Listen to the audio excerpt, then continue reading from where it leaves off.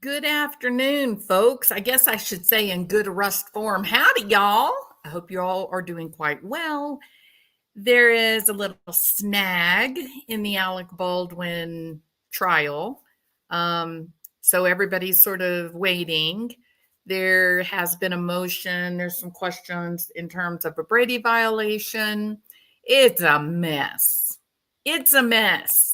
So I thought this might be a good time to very quickly revisit some of the earlier testimony because it is just hard. Whoops, I got the wrong. Sorry about that. I got the wrong thumbnail up there. Let me change my thumbnail. Hold, please. Why didn't that should be the right thumbnail? What's the deal, Lucille? Having a problem. Thank God we're not a massive channel with 1 million followers, or we wouldn't be able to absorb these little minor faux pas. Correct? All right. Solution is incoming. If you did not see my video from earlier today regarding Nikki Saley McCain, I hope you will peek in and take that a watch. Now then, so sorry about the little mistake there with my thumbnail. Kathy, welcome. Good to see you. How are you? So, weird times, right? You've heard of fast times at Ridgemont High. Well, these are weird times in the Alec Baldwin case. So while we're all kind of in a holding pattern, we're waiting for the trial to resume, I thought we'd revisit some testimony that, quite frankly, I find shocking. Just the demeanor of this police officer is hard to make sense of. She giggles and laughs her way through this. She cannot testify. She can't open her mouth without looking over at the prosecution's table. And as we all know, those of us that are following the case, we know there's been a bit of drama.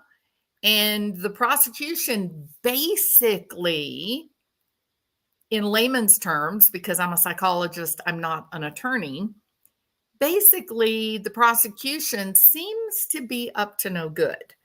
They seem to have withheld evidence, and it is potentially exculpatory. So we're looking at like a potential like Brady violation, right? So it's crazy. And so I think because it looks like the prosecution has sort of had it out for Alec Baldwin, I felt like going after Charlie Adelson was a little too much. Now I'm definitely in the minority there. Many people are very, very certain that Charlie Adelson is guilty of what he's actually been convicted of. So I'm in the definite minority, and that's okay. But it seems like there's some funny business here. And the way that this particular witness keeps looking over at the prosecution, can't answer without looking at the prosecution. Her answers are strange. And this particular part of testimony leads into, well, quite a moment. So let's take a listen. And if you are not following the Alec Baldwin case, not a problem. It is day 3 of the trial. If you decide that you want to start peeking in and following it, I think it's incredibly interesting. His defense attorney is a scrapper and a fighter just like him. And so there's a lot of fireworks, so to speak. The judge is over it. The judge is irritated by the whole shenanigans. Here we are, day 3. And of course, this is a major frontline actor, right? For decades, he's been at the top of the food chain in Hollywood. And so why would we not expect drama when you have a mega Hollywood star back from the golden days of Hollywood? Of course, there would be drama. So let's take a listen and see how she deals with Alec Baldwin's attorney. There is zero evidence in this case that Alec Baldwin brought a live round onto set, correct? Correct. There is zero evidence in this case that Alec Baldwin loaded that live round into that gun, right? Correct. And after this, and you turn to the next chapter of this case, is when the order came from you all, meaning you, the prosecutors, Detective Hancock, to order the testing on the firearm, right? I'm sorry, can you repeat that? Wasn't a good question. As this case moved forward, after what we just discussed, you, Detective Hancock and the prosecutors, made the request to the FBI to order the accidental discharge test, right? I don't recall when that request was made exactly. Well, forget exactly when it was made. Do you have any general recollection? I don't. Okay. And to be clear, thank you, Sandra, for clearing that up. I think I did, in fact, say detective, or maybe I said police officer, but either way, not true. Crime scene technician, but she's there to gather information, and she had verbal exchange with Alec Baldwin. So thank you, Sandra. Appreciate it so much. I always want to be corrected when I say something that is not accurate. Now I lost my train of thought. What was I going to say?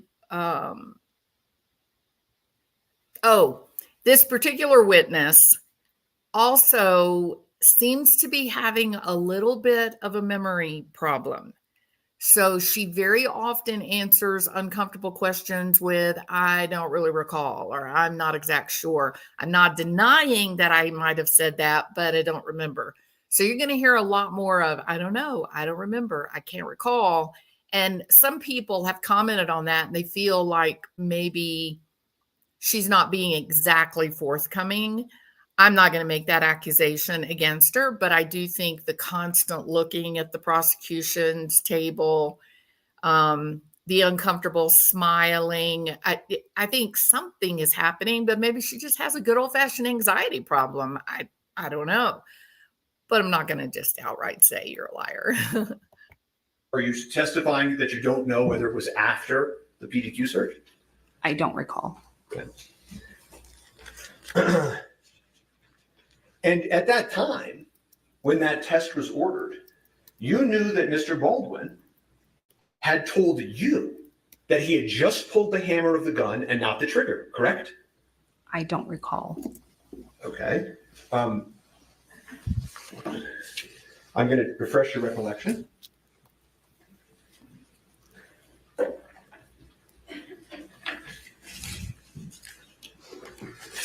She looks very uncomfortable. Very uncomfortable. And while I'm doing that, you did assist in the taking of the firearm withdrawal. You were involved in the requests coming from the team, right? I'm referring to you, the prosecutors, Detective Hancock, right? You understand when I say team, what I mean? Yes. Okay. You were involved in the request from the team to the FBI about what tests to order throughout this case. Isn't that true? Yes. And these were very much group decisions that you made. Of what you would test, fair? Yes. And everywhere in this case that you went, Detective Hancock went, right? Yes. So when you were at the church, the day that it happened, Detective Hancock was there, right? Yes. And then, when you were at the truck search, she was there, right? Yes. In the precinct with Seth Kennedy, she was there, right? Yes. At the PDQ search, she was there, right? Yes. And every time something happened in this case, you all would meet with the prosecutors to keep them updated, correct?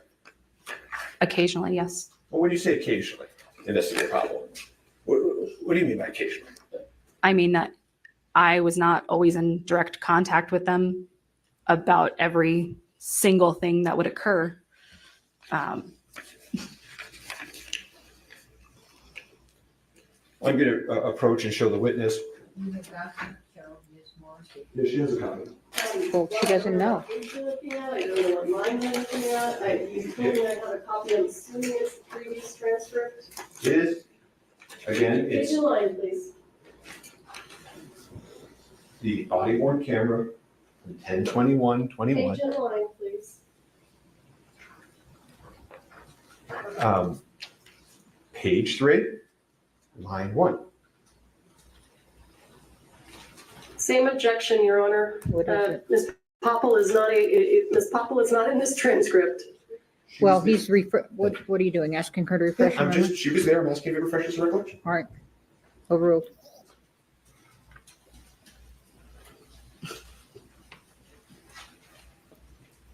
Thank you.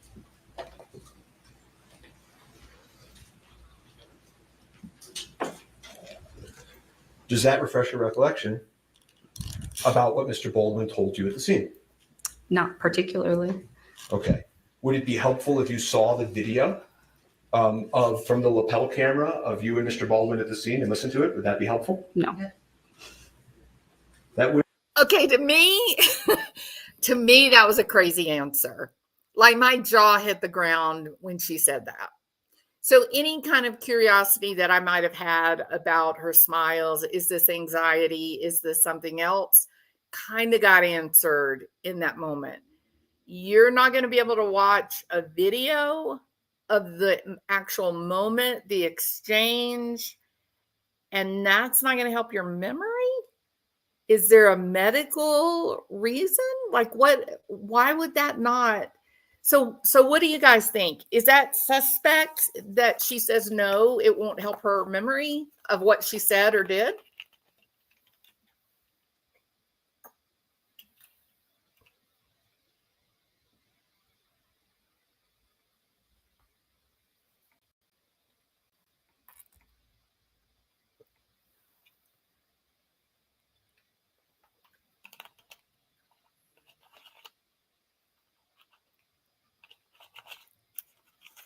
Yeah, Saul, I don't.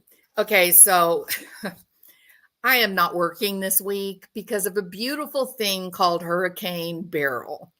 And the fact that we don't have any electricity. So no work, which is bad because I don't get paid when I don't work. But it's good because I got time, right?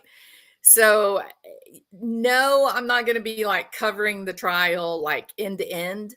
I wish I could only just be a YouTube creator 24/7, but I cannot afford that. So I'm watching it. I'm trying to keep up to date on it, and I'll talk about like individual moments that really shock me.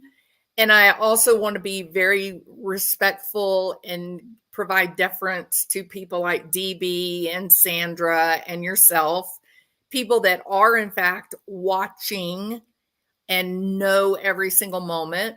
And I lack that for today because I haven't been able to see it.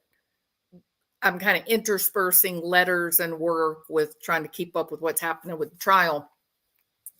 So I like to be corrected. Keep me honest here. Okay. Keep me up to date on the facts if I misspeak. I just thought that this particular witness, this particular moment it's just amazing. I'm okay with her not being an expert witness. I'm okay with her not being a detective. I get all that.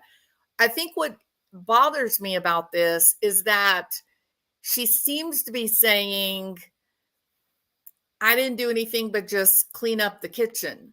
Like she doesn't seem like she wants to own her part in this. And let me say this. I mean, that being said, I'm not on the side of Alec Baldwin, and I'm not particularly on the side of the prosecution. I'm just like in the Charlie Adelson case, I just want to know the evidence that gets presented, is it consistent with the charging documents and the ultimate outcome or verdict of the trial, right? And I felt like in the case with Charlie Adelson, I'm not making a value judgment. I'm not saying Dan Markel's a bad guy. I'm just saying I think that the evidence that was presented just simply did not actually tie Charlie to the one that gave the order. I mean, when you've got the woman who is the go-between, you've got her saying, no, Charlie never told me that Dan Markel had to die. No one ever told me that Dan Markel needed to be killed. She says it for years, over 3 proffers. Nope, nope, nope, nope. Never said it, never said it, never said it, never said it. But everybody just pretended that she did. It was crazy. And then once you get that comment, then you start giving all of this evidence that showed Dan Markel and Wendy Adelson were having a crappy divorce. They were mistreating one another. And Donna Adelson is a big mouth and suggested horrible things. But those 2 facts don't involve Charlie Adelson. He never even went up to Tallahassee. So I just feel like the guy kind of got railroaded. That Dan Markel was a beloved figure in Tallahassee. He was a very well-respected guy at the university, and someone wanted heads to roll. They wanted to hold somebody responsible, and that somebody has turned into the entire Adelson clan. Now, do I think Wendy had something to do with it? Absolutely. Do I think Donna had something to do with it? Yep. But I also know that there is a photograph where Wendy is laying on the beach with Katie Magbanoa, and Charlie's nowhere to be seen. So why didn't Charlie's attorney argue that point and say, why are you saying my client made the hit, made the order? Katie Magbanoa has absolutely denied that over and over and over again. And we know that Wendy had a separate relationship with Katie Magbanoa that didn't include Charlie.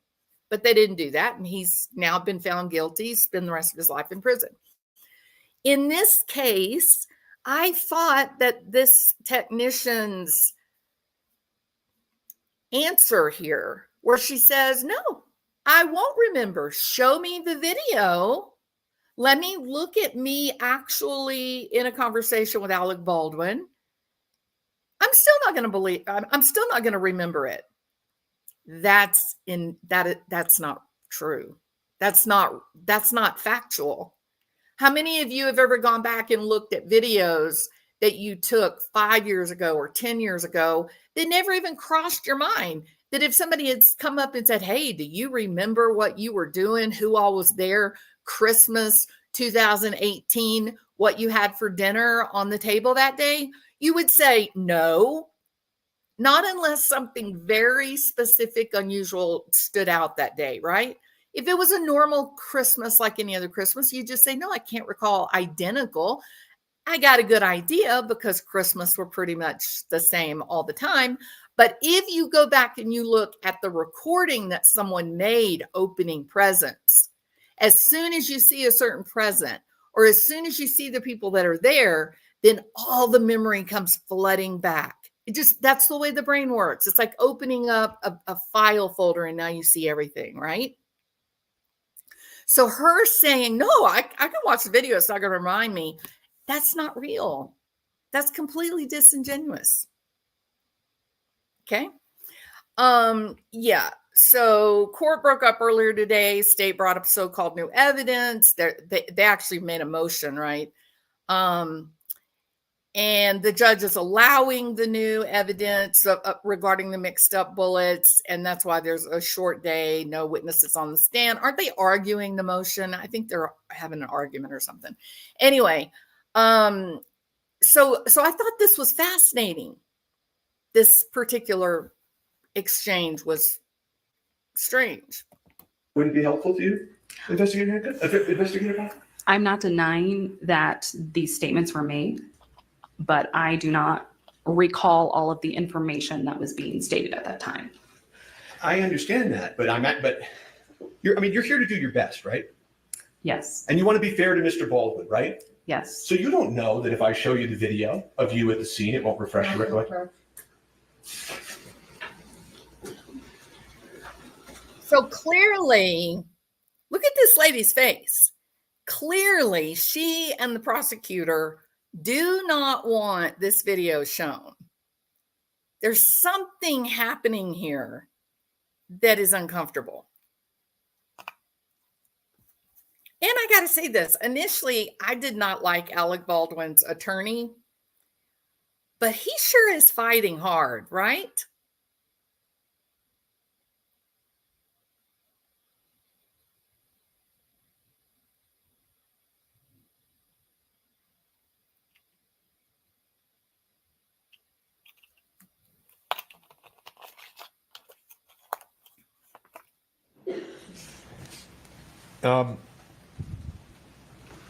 Investigator Popple, are you willing to watch the body-worn camera, the lapel, from 1021 to refresh your recollection at a break? Yes. Okay. And you would agree with me, it may refresh your recollection, true? Yes. See, she doesn't want to. Look at And her. whatever information crazy. you had from Mr. Baldwin at the time, well, let me ask you this. Withdrawn. Did you tell Mr. Baldwin, don't worry, we're going to find the source of the live ammunition, or words to that effect? I don't recall stating that. You don't deny it, though, do you? No. You and the team end up ordering the accidental discharge test, I think you call it the drop test, on the firearm in question, right? Yes. And when you all ordered that test, the FBI told you that this test may very well destroy the gun, right? I don't recall that. Okay, well, let's, I can't put anything on her screen, so I think you guys can do that. I'm going to show you an email in a minute. But you do agree with me that you were involved in the team's decision to send that firearm off to the FBI for that testing, correct? Yes. Okay. That firearm that you told me earlier in my examination was something that you were entrusted to keep track of and to protect, right? Yes. A piece of evidence that you knew was critical in this case, correct? Yes. And the FBI told you in no uncertain terms that if they do this test on the firearm, it would alter the condition of the firearm, correct? I don't recall that. Okay. I don't know if that's believable. She collects evidence. The evidence We're is going to pass up in her an email to you because I safety. can't show you on the screen, I don't think. Wow. Okay. We can show you on the screen, apparently. It's like state Is that- sanctioned destruction of evidence. I'm kind of the same way, DB. You can't just walk up and just. Well, I- You can find it. Listen, you can look at it too. So just come up here before, I have it, right? Okay, we have it. they have it. Are we doing it? I'm just going to pass up. Okay, but I need to look. Hi, Kim. No, there's a. Yes, it's a mess, Kim. It's crazy. It's a mess.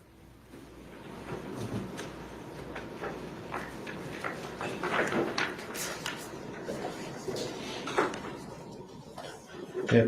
Hey, Wait, I she have not has to- reviewed this. Okay, can I have a second? Yes. And this poor witness is so uncomfortable, right? Like you hurt watching her. You just feel so bad for her. This is a mess. This is an absolute mess. No doubt about it. No doubt.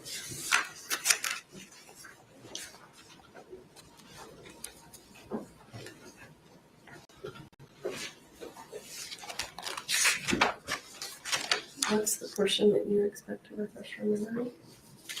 She's on the email.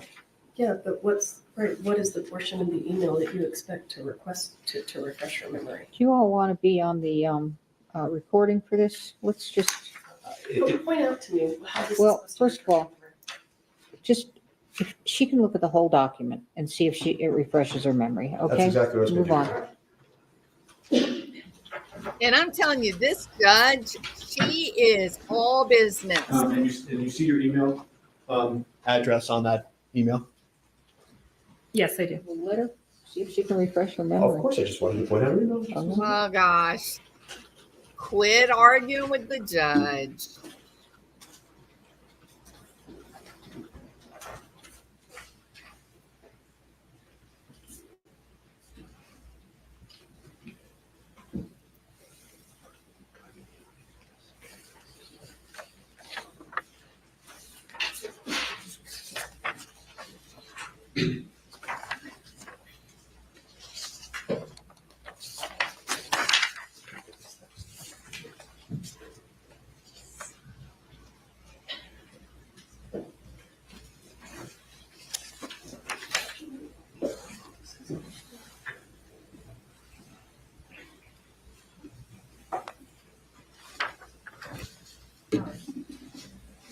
Does that refresh your recollection? Yes. Okay. Take it back.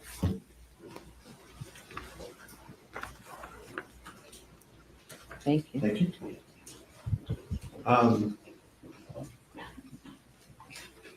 And it is true, right? You're on this email, correct? Yes.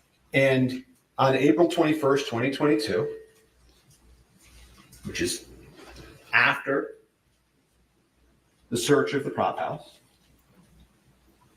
you and the team sent the firearm for testing at the FBI, correct? Yes. I apologize. I think I've been handed the wrong thing. Can we approach? You can have my copy. I'll take yours then. Hang on.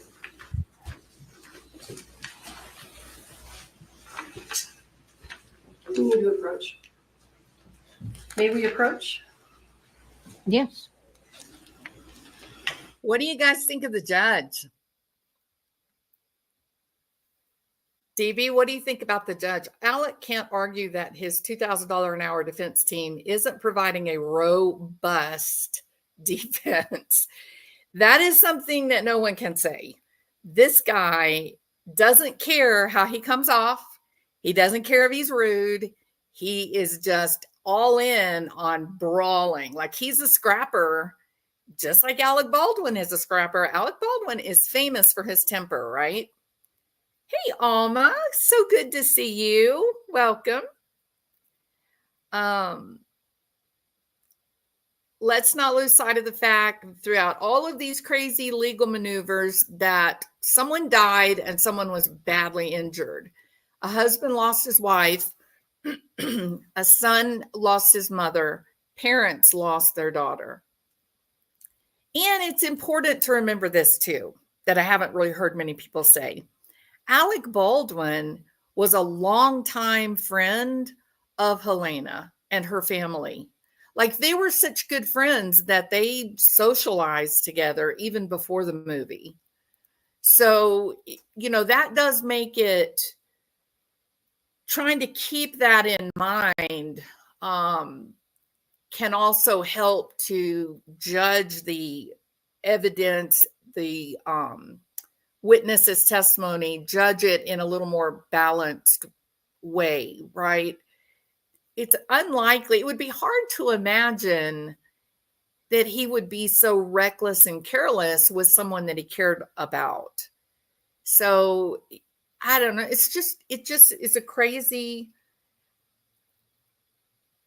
Look, we used to have people come up and they would have like a baby, knowing you have to be safe in the kitchen because of burns and problems like that.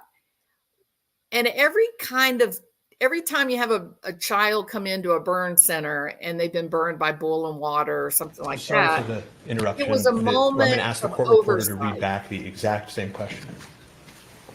It was an accident.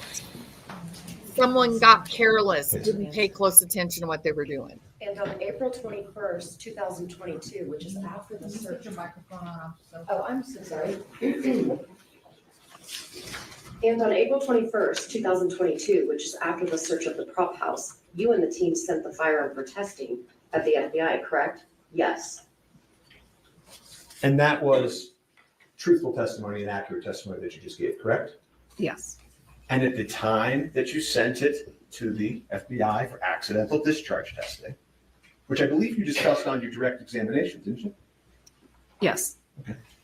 So at the time you did that, you knew that the testing would cause this firearm. Sorry.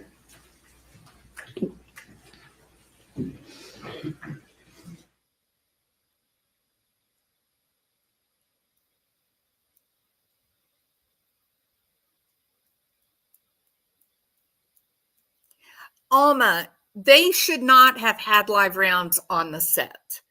There never, ever, ever should have been live rounds on the set. Hey, Sammy's girl. I'm glad that you're speaking. How are you? Thank At you the for being a time that member. this testing was ordered, you knew that the Thank you so firearm much. would no longer be in the same physical condition you recovered it in, correct? Yes. Let's take a break. Thank you, Your Honor. All right, we're going to take our lunch break. Please don't talk among yourselves or anyone else about the evidence received here in court. And please don't. Okay, so there's that little nugget. And then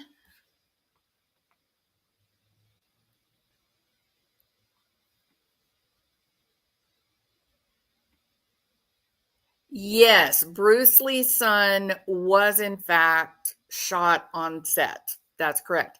Alma, they should not have had live rounds on the set, which is part of the whole problem of the prosecution of Hannah Gutierrez and now this prosecution of Alec Baldwin. There seems to, first of all, it was messy. Hannah Gutierrez was not keeping control of her ammunition and firearms properly. And second of all, there never should have been live rounds on set. And so there's a huge question about, well, where did they actually come from? So that's a big part of the drama that happened today. Now, this is a replay of yesterday. So, because right now we don't have any testimony happening. And so let's hear what transpired yesterday. Specifically, that a lot of this conversation comes in is because of the defense statements about his state of mind, and this directly contradicts those. All right, you're going to come back up here. Yes, ma'am. No? Do you want me to start? Yeah, I want you to go over there. Can I leave these here? Or? Okay.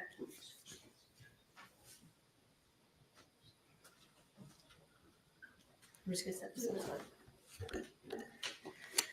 So, Your Honor, first, what we have within this section that we're going to be discussing right now is we have also some additional hearsay. So we're looking at not only Mr. Baldwin's statements, but it also includes statements from the female speaker who would be his wife. And then, and you see female speaker 1, there's also the female speaker 2. So there's additional hearsay aside from, again, the statements that we're talking about with respect to Mr. Baldwin. In addition, when we're looking at whether or not this is admissible, the court has to engage in a balancing test as to what the probative value actually is. The court has already indicated and ruled, in fact, at the motions in limine, that Mr. Baldwin's demeanor, even leading up to the accident, was not going to be coming in because the court engaged in that balancing test and said, for example, anything regarding him exhibiting poor behavior. Understood, Your Honor. And so I have actually the court's ruling here, so I'll be more specific. So what it says is that any of the videos or any evidence or pictures which relate to Mr. Baldwin not handling or that goes to the defendant's gun that worked or didn't work, and they're showing that it did work because he's shooting. There's videos showing that he's cocking the gun, and it says that those would come in. However, everything else regarding him yelling at the crew or telling people to hurry up, none of that is relevant, and that is propensity evidence. Dealt with what was offered, okay? That is correct. Was not offered. This was not even discussed at that time. So this is Correct. fresh to the court. Absolutely, Your Honor. So what we're doing is we're looking at what the court had previously ruled, and then we're using that also to inform the arguments that we're making at this time. And so certainly when we're talking about state of mind for after the fact, that becomes even less relevant than state of mind or actions that were happening leading up to the accident. So when we're looking at what this is actually probative of, the state is saying it's probative of that he's, talking about he's going to go have a good time. He's really not that distraught about it. But if we look again at what is Mr. Baldwin's state of mind after this has happened, what element does that go to within the proof that the state has to demonstrate in order to meet the elements to demonstrate that he is actually guilty of involuntary manslaughter? And the answer is that none of this here is probative of any effect of consequence to any of the elements of the crime that he is charged with. So when the court is engaging in this balancing test, we have to look to see what is the probative value, and there's none or very minimal.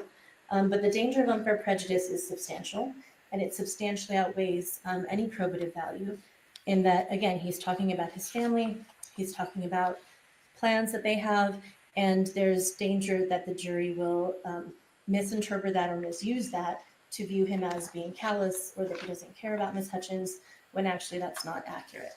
So we are asking the court that the court exclude this section that we're referring to. In addition, Your Honor, let me go over to page 5. If the court will look at the top of page 5, here again, this is just more, them trying to make him look callous. He's worried about, at the top, he's talking about staying away from people. Yes, of course. Mhm. Oh, do you want? Okay. I just want it because mine's under yours, so I can't Understood. see where you are. Okay. So, Your Honor, so what we're talking about here up at the top of the page is, again, he's worried about being photographed. He does live a very public life, and this is a very, difficult, sensitive time just in general for everyone. And the references to the media here, again, could be taken as something callous or something of that sort. And so, he's talking about, this is breaking news, this is media, and he's trying to keep his family away from that as well. So it's misleading, and when we engage in a 403 balancing test, this should not come in. Normally, I would agree, but for the fact that the defense actually made his demeanor after the fact relevant. So now that they've made it relevant, it's relevant. And it goes both ways. All right, thank you. The court makes the following ruling. Under 11401, it says it has any tendency to make a fact more or less probable than it would be without the evidence and the factors of consequence in determining the action. It is not only the issue of whether he committed the crime of involuntary manslaughter, it's also a relevant fact. And you all made that fact very important through Officer LaFleur yesterday. So I do find that it's relevant to basically respond to you all talking about how upset Mr. Baldwin was, and certainly that you considered that fact of consequence, and I'm deciding that this rebuttal information is of consequence. I also find that its probative value is not substantially outweighed by the danger of unfair prejudice and all the other choices that are under 11403. I will say that I think that I'm not going to let everything in. I'm going to focus on page 4, and I'll start with line 16 and on page 4, and I will go to page 5. And I'm sorry, is this what's coming in or what's staying out? No, it's coming in. The Okay. rest of the yellow is staying out. Can you repeat that line Just a again? minute, I'm reading Okay, page 5. sorry. Okay, so it's line 16, starting with Alec Baldwin, finishes the rest of the page 4, starts on page 5 at the top, and finishes on line 10. The rest of the yellow will be redacted. Understood. Are we, Okay, I'm going to answer a question by DB. She says that if the set violated state or federal laws or regulations in regard to their handling of the ammunition, then they should charge and bring a case against the production company and or companies. And the truth is that they are. Alec Baldwin owns the production company that is behind the movie Rust. This was basically contested, but make a long story short, Rust Production disputed the allegations that they breached their industry safety violations, and they contested the penalty. The penalty that was proposed is $136,793. The name of Alec Baldwin's production company is Rust Movie Productions, RMP. They tried to make the argument that they were not the employer who was responsible for supervising the film set. But that's not exactly true, and that's not exactly what the findings were. It was the New Mexico Environmental Department citations and fine that said that basically, that the RMP said that the state of New Mexico was trying to extend the application of a fire extinguisher regulation based on special effects to overall gun misunderstanding of the film industry, etc. And to make a long story short, they lost their bid. The Bureau levied maximum fines for protocol breaches that led to the death of Helena Hutchins and injury of the director, Joel Suiza. There was then the wrongful death suit that was brought by her family. And this, of course, has sparked nationwide demands for industry-wide improved safety on film sets.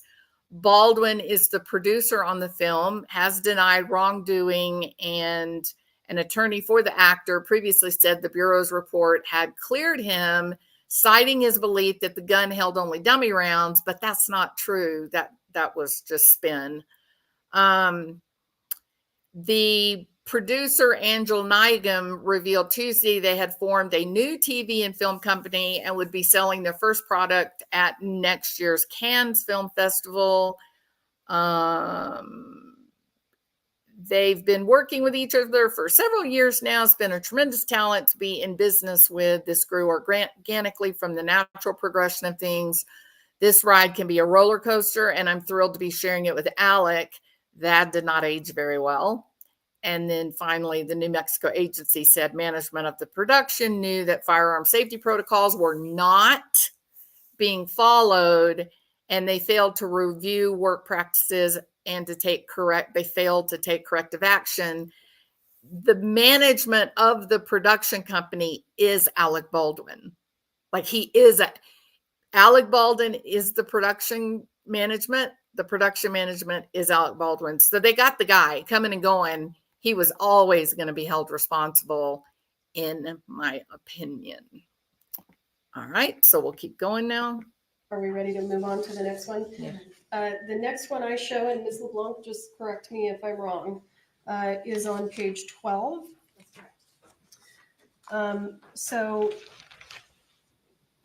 this issue goes directly to Mr. Baldwin's state of mind, and I'm looking, Your Honor, I'm sorry, at basically 12 through 14. He understands that whether there's a live round on set or not, these guns can be dangerous, and he says it right here between 12 and 14. What he's talking about with the wadding can come out. If you're closer, you can get a burn. That's him talking about his knowledge of the danger of these guns. That goes directly to the heart of the state's case. As the court knows, the state doesn't disagree with 15 through 17. And again, when we start here on 18, where Mr. Baldwin says, I'm told, that again goes directly to his knowledge of the injuries that can occur if these guns are not handled with safety. He says right there, I'm told even with the flash powder, you can cause contusions and you can do a brain bleed and die. And you know what? We can take out this part here that says which both of them died, because that is relevant to the Brandon Lee, John Eric Hexum that we agreed to remove. So I don't oppose taking out both of them died, but this goes directly to the heart of the state's case. And then I think it's 21 through 25, we've agreed to redact. Obviously, this part here on the top of page 13 is very important to the state because Mr. Baldwin says, my point is I've been doing this. I shot enough guns in my day in movies. I've never seen this before where a flash round was. Obviously, what I'm trying to get in is he's got experience with firearms, and he talks to Detective Hancock pretty extensively about that. So his personal experience with firearms on movie sets and off movie sets is all absolutely relevant. You want me to stop there? Yeah.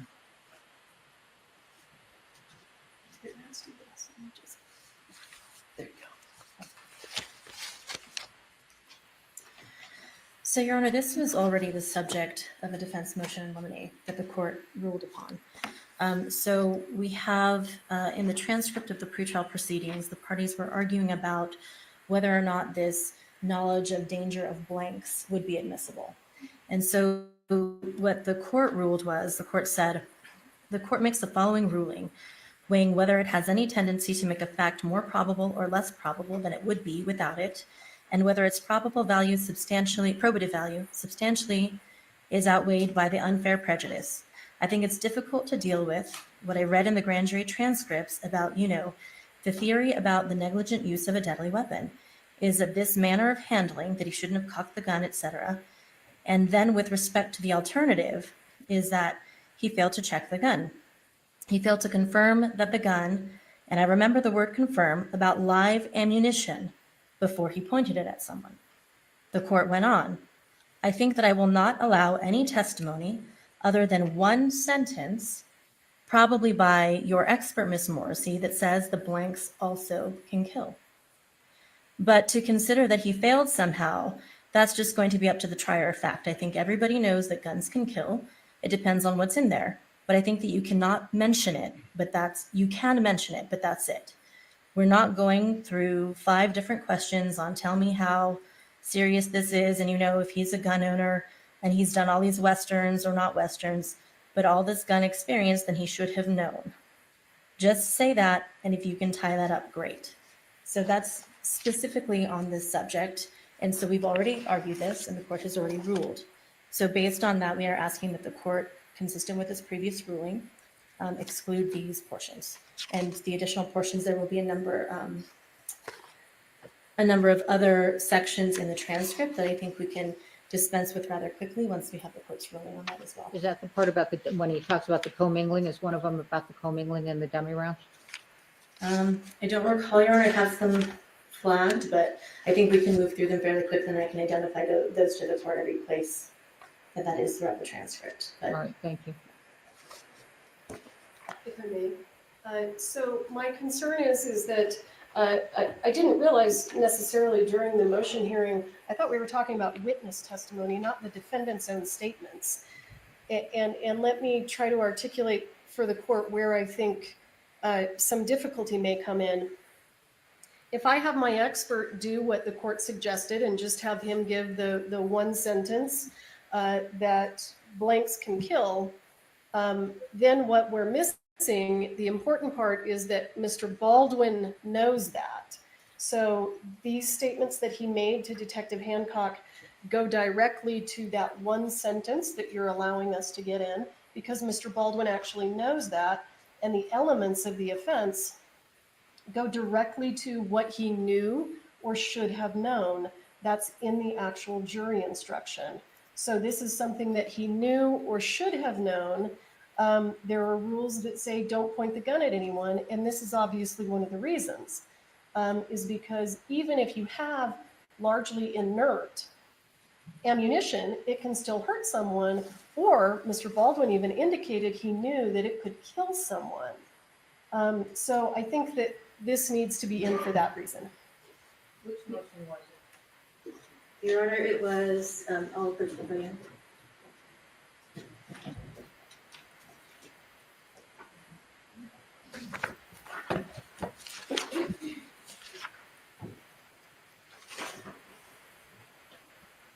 Your Honor, I believe this was number 3. This would be defense 3, is that correct? Defendant's motion on number 3, I believe it was. And we have the transcript if the court would like to review it.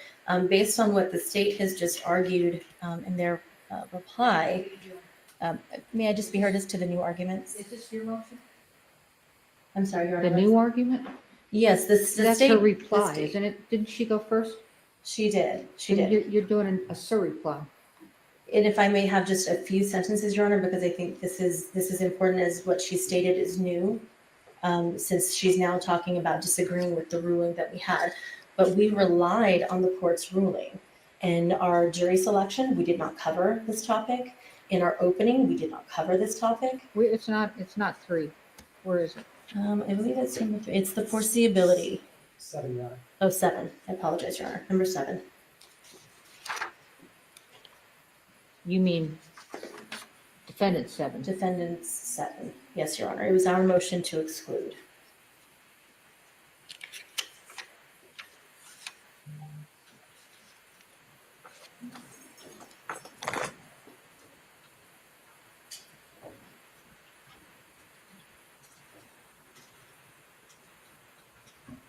I don't have these numbered.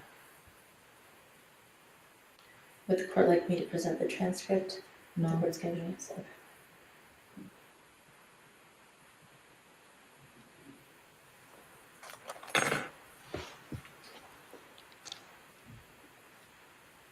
I agree, DB. It would be interesting for me to know and understand why she ruled that the production company could not be held liable.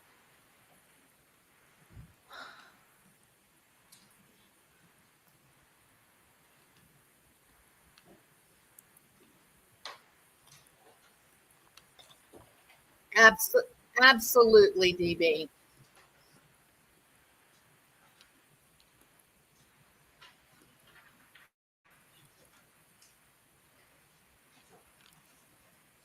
Was it?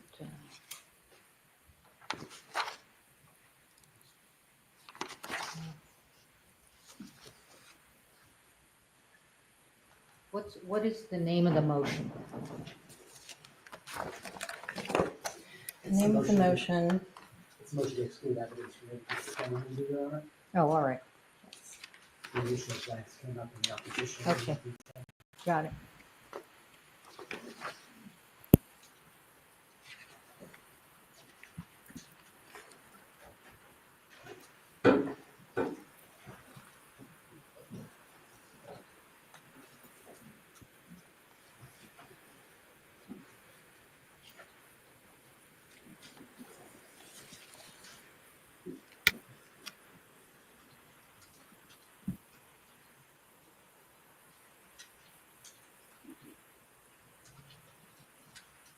All right, go ahead.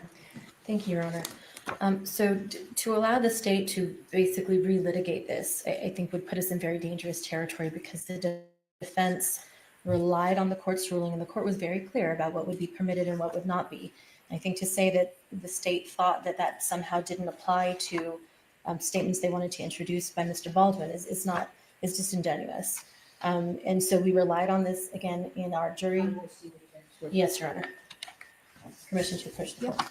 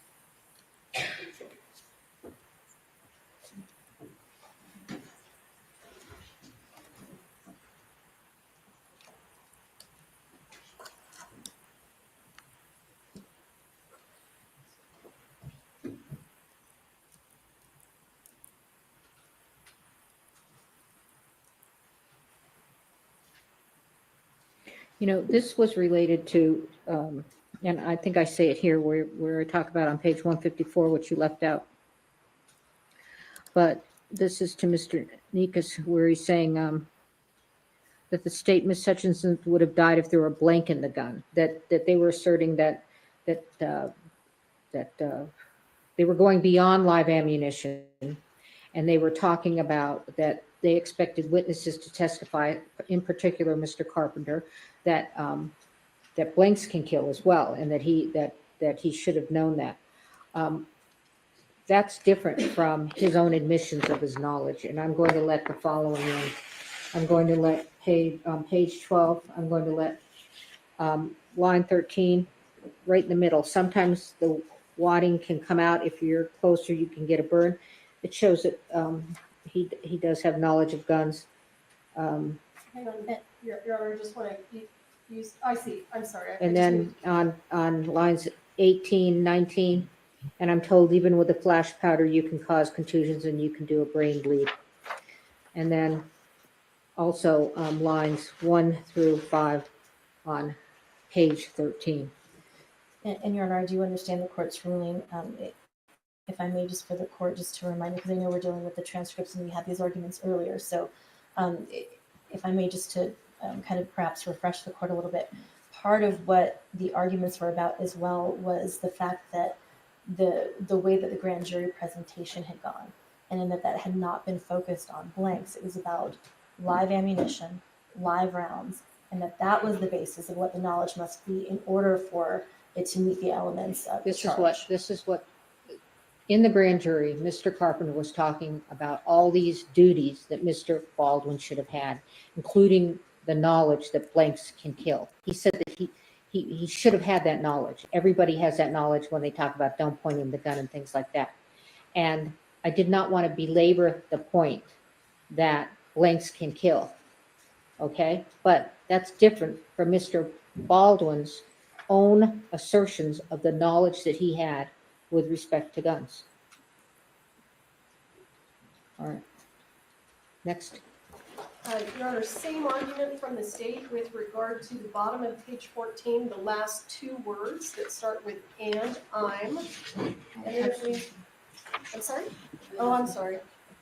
And then if we move to the top of 15, this is the exact same information, exact same argument. It's Mr. Baldwin solidifying and reiterating what he knew or should have known that goes directly to the elements of the offense. Nothing further. I'm sorry, Your Honor, I was actually retrieving my items on what page were we on? If we go right down to the bottom of 14, and we just start with those two words, and then we just roll over to the first four lines of 15.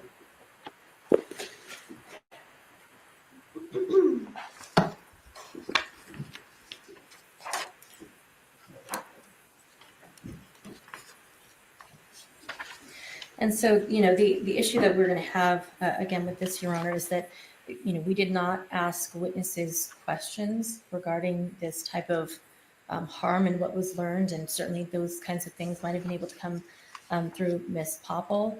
And so, you know, and again, we did not do jury selection on this, which we absolutely would have. We didn't open on this because of the ruling and the way that we understood it based on our review of the transcript. So I do have concerns that this is going to prejudice the defense, and we would ask that the court consider not allowing Attention this. to my ruling, because my ruling was with respect to witnesses, because I particularly told Ms. Morrissey that her witness got to ask her witness one sentence. And that is because Mr. Carpenter was really opinionated about that blanks can kill in the grand jury, and I did not want to move away from the fact that they weren't blanks, it was live ammunition. But this goes to Mr. Baldwin's state of mind, completely different, and I'm going to let this in as well. Page 15, 1 through 4, lines 1 through 4. Do you know where the next jump is? Just to page 62. Do you have a over? Huh? Do you have a move? No, we're fine, 'cause there you go, we'll just say short time and Okay, Your Honor, we're jumping to the bottom of page 62.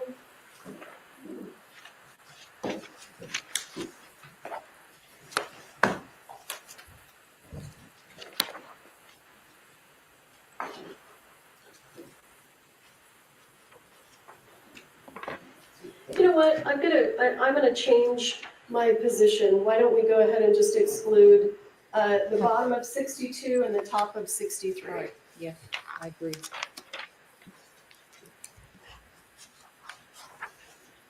What's the next one, Heather, since you've got the tab? The next one we have is 69.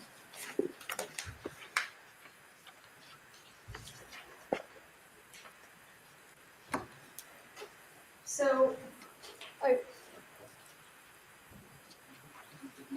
I think that as witness testimony, and it's difficult when we're doing motions in limine because the court certainly doesn't know what all the witness testimony is going to be.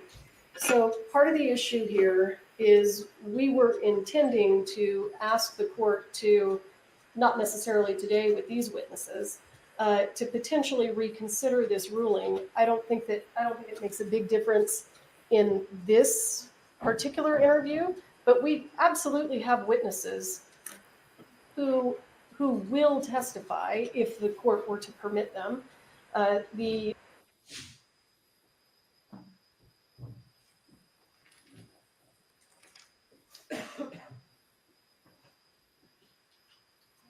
Ms. Johnson? I'm not sure where she went. Looks like we've switched over to live now. They must have come up with a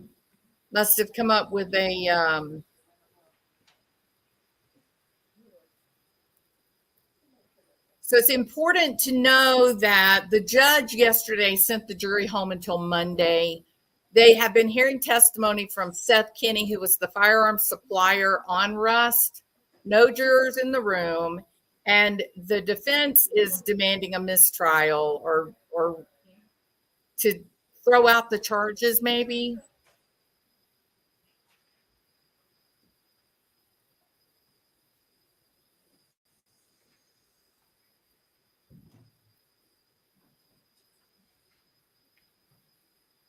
I mean, this could be like the dismissal of Alec's case. If they dismiss Alec's case, they're going to have to overturn Hannah Gutierrez Reed's conviction as well. So that's what we're about to watch. It's live. It just switched over. Wow. This is crazy.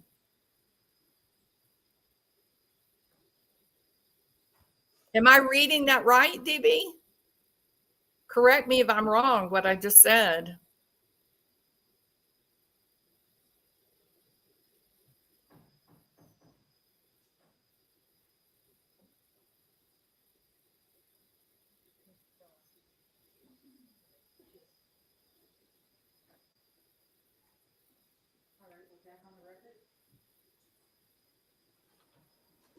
This is unbelievable. Having conferred and looked at the evidence, it is the perspective of the special prosecutor as an arm of the public that all of the issues related to the defendant's motion should be heard by the court and they should be seen by the public. This is a public issue and a record should be made. And we are here to do that. That's Ms. Hancock. This is Actually, crazy. the first witness that I intend to call is Mr. Kenny. How do you want to, do you want me to? This take is the Seth testimony and Kinney. He supplied the ammo. then- It's your motion, so that's why I'm asking. But it's your witness. Well, who wants Sure. to do what? That's fine, Your Honor. Okay, Mr. Kenny. I think this Corporal Hancock, if it's a hearing, should she not be sequestered? Sure, she can sit outside. Okay.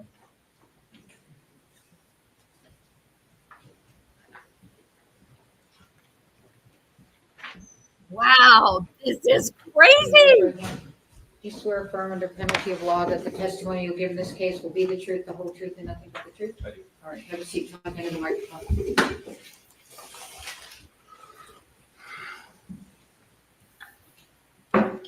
Good afternoon, sir. Good afternoon. Please Go ahead and state your name for the record. Kenny. Mr. Kenny, what do you do for a living? I am the owner of a company that provides props to a number of feature films as well as episodics TV, including firearms, tactical gear, leather. Hang on just a second. Okay. Move it a little closer to you.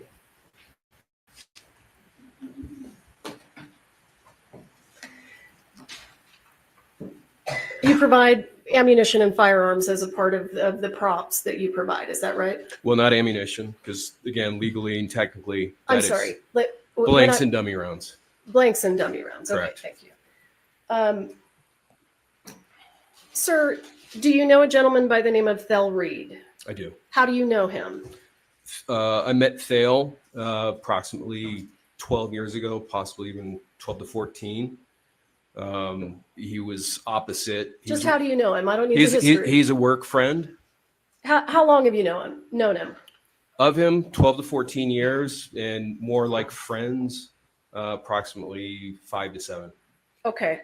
And do you know a gentleman by the name of Troy Teskey? I do. How do you know him? He is a friend of Thale's, and we used to spend time together at his house or meeting at restaurants and things in Bullhead City. And just for the record, what does Thel Reed do for a living? Thale Reed is a bit of a legend, gun coach and armor to the film industry for going on 60 years. And does he have a daughter? He does. Who is his daughter? Hannah Gutierrez Reed. And do you know her? I do. Have you met her? I have. Mr. Kenny, can you explain, were you ever asked to do any training for the set of the television series 1883? Not training myself, no, but props, firearms, leather holsters, dummy rounds, blanks. Those were items that you were providing to the set of 1883 Correct. as a prop house. You own a Yes. prop house. Yes, and that's specific to the set. So if you know, was Mr. Reed asked to do anything relating to 1883? He was actually hired to be a gun coach, and What does a gun coach do? Well, gun coach we don't do this for a living. Yeah.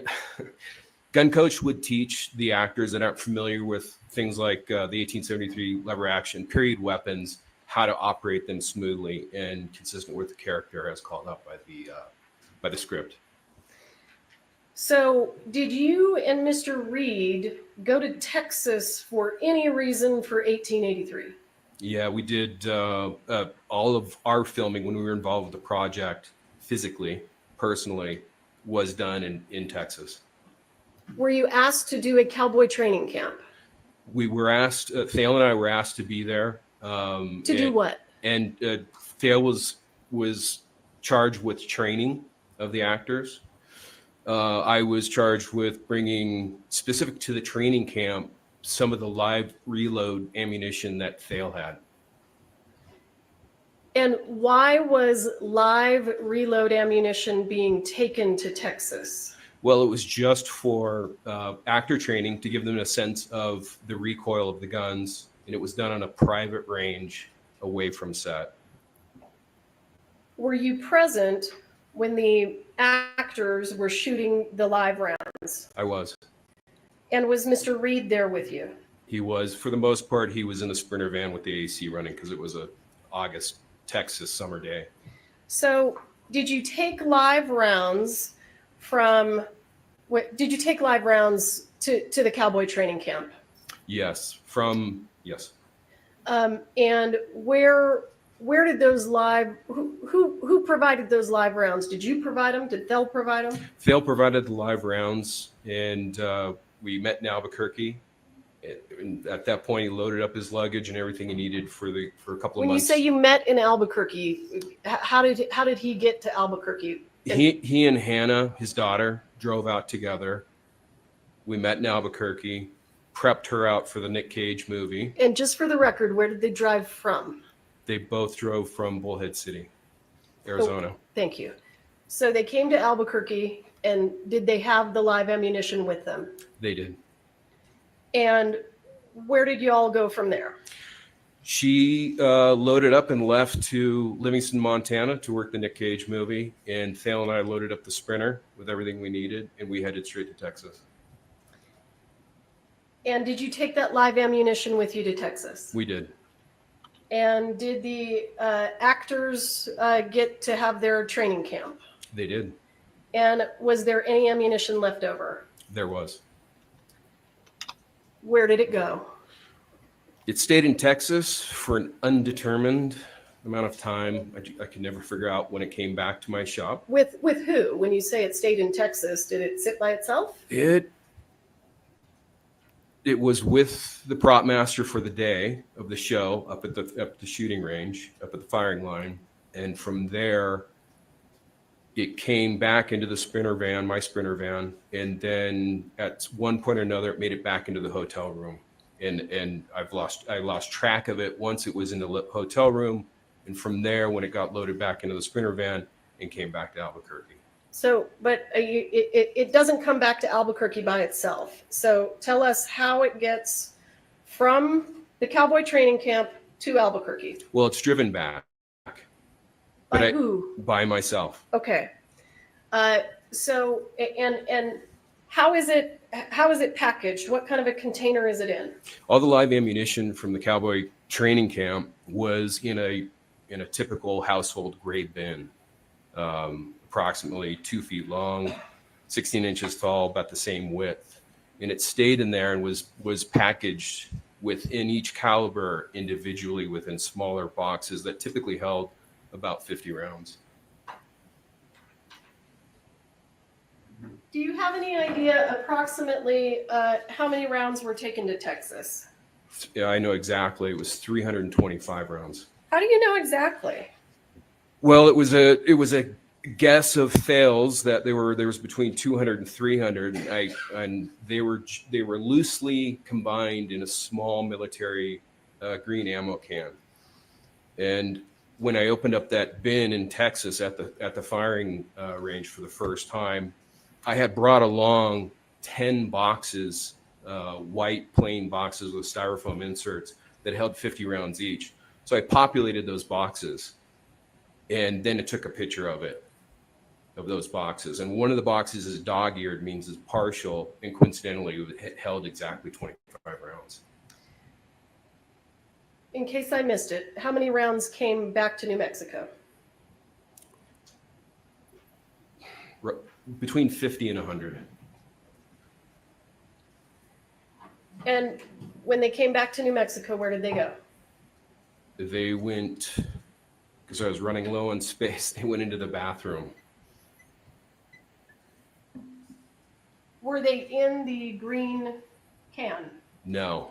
Once they had been populated into the small white boxes, the green ammo can went to the firing line, and it was being used for the spent shells, for the spent cases of fired brass. So how were they kept at PDQ? They were kept in that same gray bin, large household typical gray bin, and within the same boxes that they had populated or gotten populated into at the Texas firing line.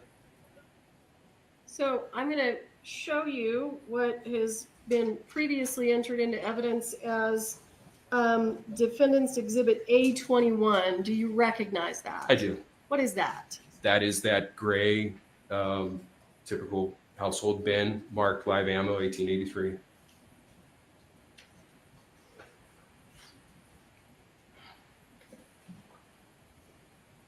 Sir, I want to be clear with you. After this came back to Albuquerque and was at PDQ Props, did you then become involved in providing props and ammunition to the set of Rust? Can you ask that again, please? Did you provide props and ammunition to the set of the movie Rust? I did.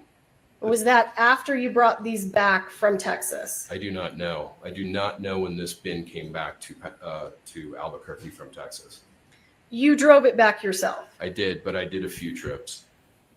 You don't remember the day that you brought it back? Correct. Okay. It could have been before the shooting, could have been after the shooting. Understood. In terms of boxes of dummy rounds, how many boxes of dummy rounds did you provide to the set of Rust? A single box of 50, 45 Colt dummy rounds. That was the single box. The rest of them were of different calibers and were not contained in similar boxes. So you provided one box of dummy rounds. That's correct. Where did you get those? Those came off the set, off the prop truck of 1883. And did you inventory them or do anything with them before you provided them to the set of Rust? Yeah, so yes, there was, I essentially grabbed a double grocery bag and dummies because I knew they were running short, or I'd heard that they were running short on set. And I thought, well, just in case, I'll grab some extra for them. And so from that plastic bag, the following morning, because again, I had to sleep in the van because there was hundreds of thousands of dollars of weapons, and it's Albuquerque. So I slept in the van armed, and the next morning brought that bag and brought them into the office, and took a look at them. They were unusual in that they had been antiqued. They were one of a couple of thousand that had been antiqued en masse, and they were so corroded they didn't look right at all. So I sat there, and each one took about a minute to polish before it had an appropriate patina. And I also noted that a few of them had a muddy rattle to them, and I just attributed it to whatever liquid chemical agent that they had soaked the rounds in had infiltrated the interior of the case, and again, not a metallurgist, but had done something to the number 2 lead shot, a single piece that served as a rattle to differentiate live from dummies. Okay, stand by. I'm just looking for some exhibits. We've got a lot right now, so I need to flip through for a second.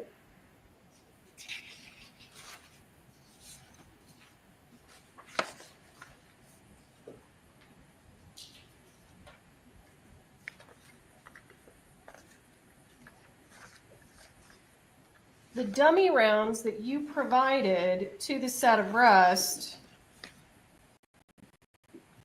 did you personally ensure that they were all inert? Absolutely. And was the box full when you provided it to Rust? It was 50 rounds individually inserted into styrofoam. Each housing, each section. So it's essentially a 5 row wide, 10 row deep styrofoam insert that holds the rounds separately from each other, and then is inserted into a small white enclosing box, cardboard box. And when you provided them to the set of Rust, how did they get there? Did you drive there yourself? Sarah Zachary, the prop master of Rust, came by my office and brought a gun that they were having trouble with, reassembling that gun after it was being cleaned. So I quickly put that back together, met with her, chatted, and gave her the dummy rounds. And is that the only box that you provided? Yes. Did anything from this box that we have here, or this container, Defendant's Exhibit A21, was any of that sent to the set of Rust? Absolutely not. Let me ask you, did you also supply props and ammunition to the set of a movie called The Old Way? No ammunition. Blanks and dummy rounds, yes. And do you know who the armorer was on the set of The Old Way? Hannah Gutierrez Reed. And you indicated that you didn't supply ammunition. If you know, do you know if dummy rounds were used on the set of The Old Way? They were. Dummy rounds were used. And where did those dummy rounds come from if you didn't provide them? They came from Thale Reed. How do you know that? because I witnessed them packing up her car and assembling all the blanks and dummy rounds that she was going to need. So, did Hannah stay in touch with you when she was working as the armorer on the set of The Old Way? Loosely, yes. Did you receive any communications from her regarding the use of live rounds in the prop gun? She did. She did reach out to me. How? Text? Call? Both. She called on one particular day because she had been looking for 5.45 Colt ammunition, live ammunition to shoot.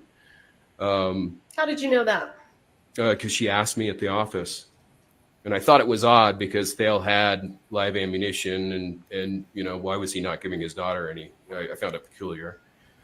So at one point in her travels from Albuquerque to Livingston, Montana, she stops along the way and stays with friends in Denver, Colorado. And at one point between Denver, Colorado and Livingston, Montana on her travels, she called me and told me she finally had found live ammunition, 45.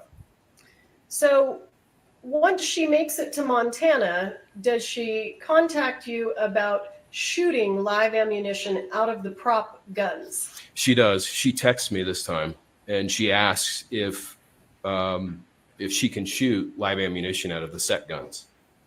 Well, how did you respond? I said absolutely not, and it's a big mistake, and I even said it always ends in tears. And did you have any additional communications with her about live rounds after that?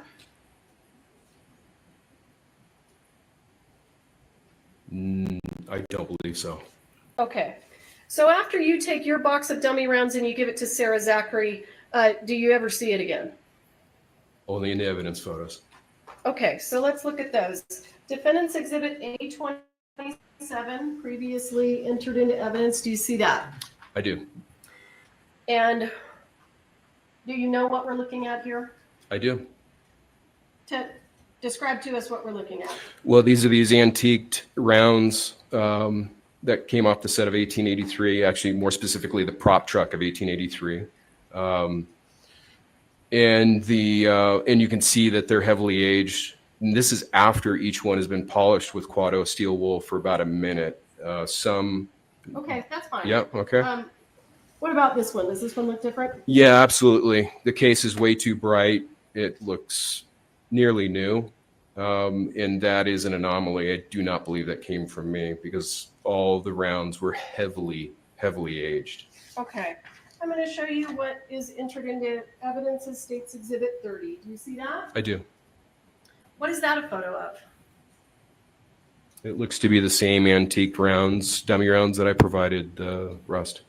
Okay. So you provide these to the set of Rust, and obviously there's an incident and Ms. Hutchins dies. Do you then reach out to law enforcement and begin communicating with law enforcement? I do. Why? Well, I think they wanted access to the guns that were on the prop truck near the set of Rust.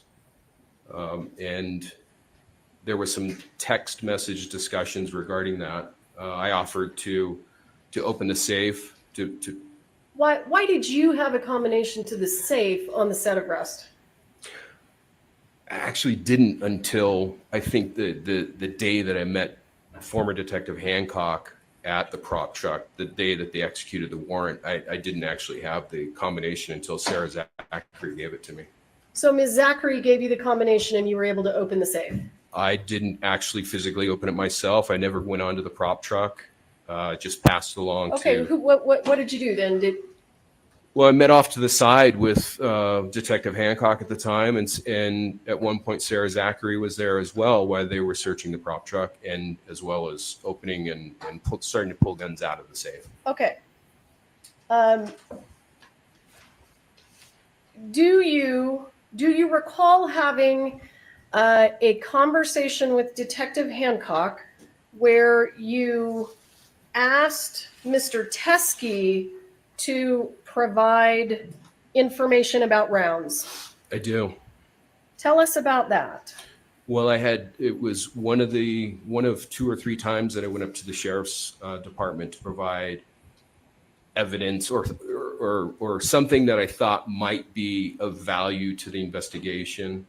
And upon one of those visits, we were in the interview room and I was just trying to figure out where these live rounds could have come from. And I thought possibly Troy Teskey might have something that was similar. And so I called him while we were in the interview room, and I believe it was being recorded with Detective Hancock right there. And we started the dialogue.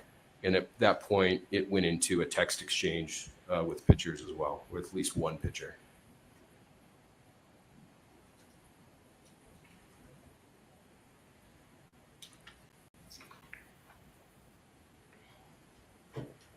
I haven't had an opportunity to mark this as evidence, but I'd like to.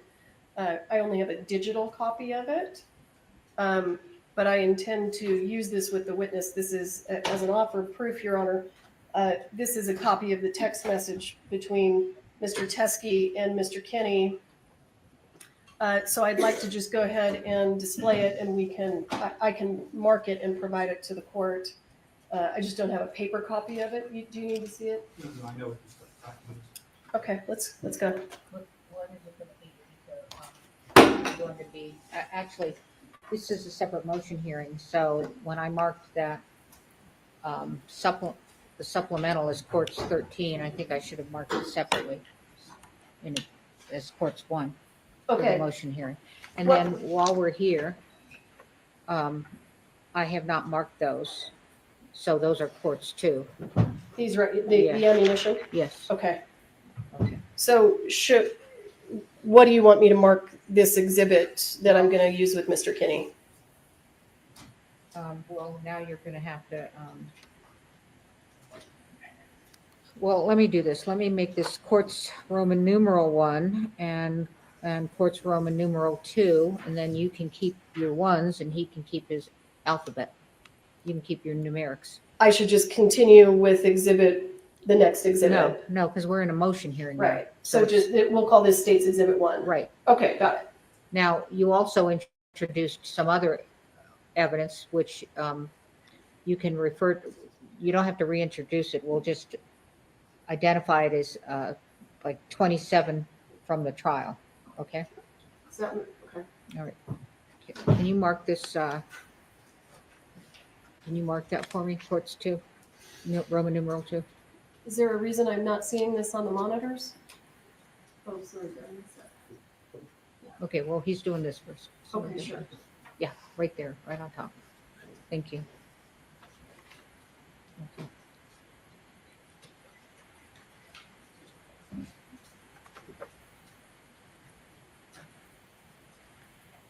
Do you see what's in front of you, sir? Video. Is this tell us what we're looking at here, and if you can, and what we're looking at is going to be State's Exhibit 1 for the motion hearing. I'm enlarging it, and I'll move it away again. Can you see the date? Yeah, I can. Yeah. What is it? November 1, 2021. So tell us what we're looking at. What were the circumstances of this? This is once I had called Troy Teskey in the interview room at the Santa Fe County Sheriff's Office with Detective Hancock present. He was somewhere out and about, and he said he would be home in about 5 minutes or so. And at that point, I asked him if he had any of the reloads that Thale had owned for a number of years that a common friend of ours had manufactured for him. And I asked for samples. Hang on. Why would Troy Teskey have Thel Reed's ammunition? Troy used to store Thale's guns and ammunition for him at his home. Okay. So you ask Troy if he has any of the leftover reloads. Correct. And so is what we're looking at, the leftover reloads that you're asking about, did they go to 1883? They're the same reloads, but they never cross paths once Thale leaves Bullhead City with the ammo can of 325. That are those reloads. These reloads are some of the ones that Thale left along with his guns for Troy Teskey to store. So these never went to the set of 1883. Absolutely not. And Definitely not a set. Okay, whatever. The cowboy training training camp. Yeah. And did they ever go to you? No. Because they never went to you, were you ever able to intentionally or mistakenly provide them to the set of Rust? Definitely not. And they're not even, the brass primers are a dead giveaway for that which was not on Rust. And you bring me to my next question. Are you familiar with the way that the live rounds found on the set of Rust look? I am. Do they look like these? No. So let's look at the text exchange here at the bottom. Who's communicating? My text is in green, and Troy's is on the left side in black and white. So what does Troy say? Excuse me. Again, glasses are horrible. Sorry about this. Yeah, thank you. Just below the picture, Troy writes, I checked a bunch of the rounds. These are the 4 different types that I could find. And I reply, yep, it's evidence in the accidental death. And hang on, we're going to stop there. Why did you think this was evidence in the accidental death? Well, I think at that point, without having seen the evidence photos and knowing, the only thing I did see was Detective Hancock shared with me a black and white 8.5 by 11 piece of paper with some pictures on it, and I saw Starline brass, and it was the nickel primer Starline brass case, and I hadn't really connected the dots that the gentleman that loaded these hasn't had nickel primers in 10, 12 years. How do you know that? Well, he says he only used Winchester primers. No. Did you speak to him? How do you know that? Yes, I did. Okay. Right after Hancock and I got done with this meeting, I called him because it dawned on me that it seemed unlikely that there would be 2 different color primers. And so I called the gentleman and I asked him, at what point, What gentleman? Don't use the word gentleman. We need names. Joe Swanson. Okay. Okay. So I called Joe Swanson. I asked him at what point, if he remembered making the reloads for Thale, which he did. I asked him which powders he might have used, and he gave me 2 options, and one of which was Trail Boss powder.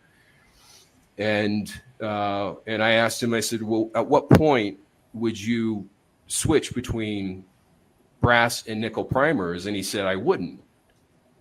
And I said, well, why? He said, well, because Winchester stopped making them 10, 12 years ago. Not making what? Nickel primers.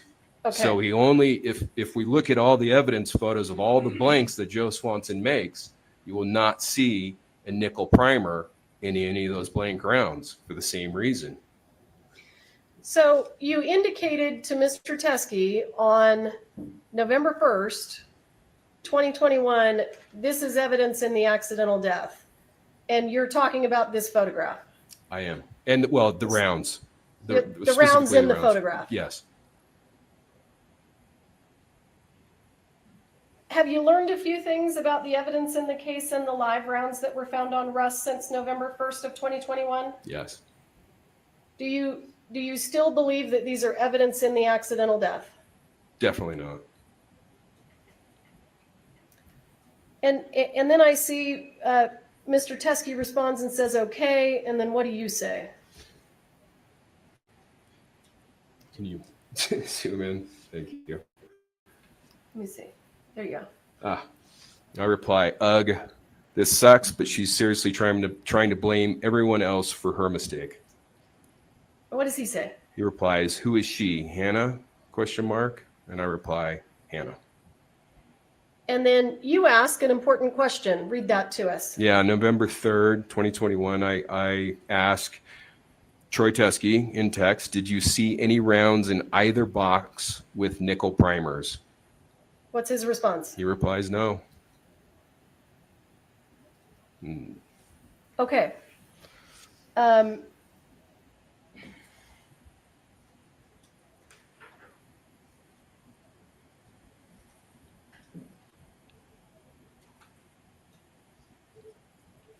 Is that just a close-up of the same photo of the ammunition? It is. And you have testified that this is dissimilar. This is dissimilar to the live rounds that were on the set of Rust. Yes, and from this photo, we can only see that we have 4 different, cases, different manufacturers of cases. The brass primers are obviously a dead giveaway, but what we don't see on the inside is that the powder is different than Rust. The actual powder itself, as well as the projectiles, are different than what was found on Rust. So, Mr. Kinney,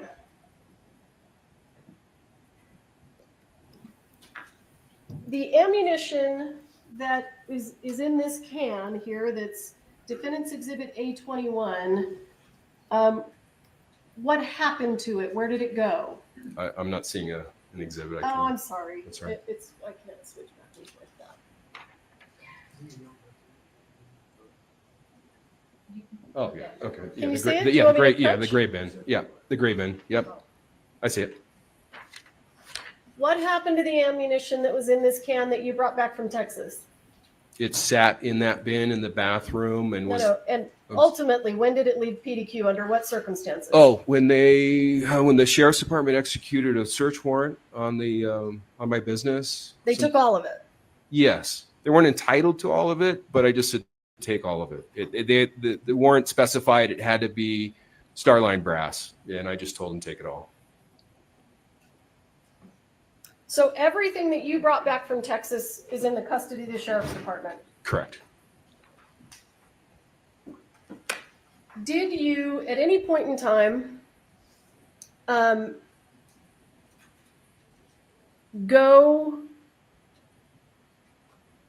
did you ever exchange ammunition with Fel Reader Troy Teskey again after the death of Helena Hutchins? No. So any ammunition that would be in the possession of Mr. Teskey, is that anything that you have ever had possession of? No. I've only once received 45 Colt live ammunition from someone, and that was Thale, and that on our way headed to Texas. And I hadn't opened the can until we got to Texas. At some point in time, Mr. Kinney, did you have reason to believe that Mr. Reed and Mr. Teskey wanted to blame the introduction of the live rounds to the set of Rust on you? To varying degrees, yes. I wasn't, Thale definitely. And later on, Troy, it seemed palpable that they were trying to point the finger at me. Okay.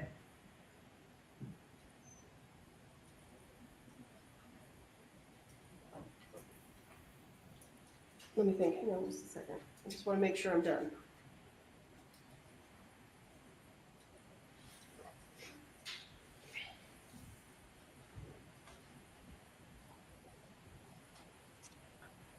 How certain are you that you didn't provide any live rounds to the set of Rust?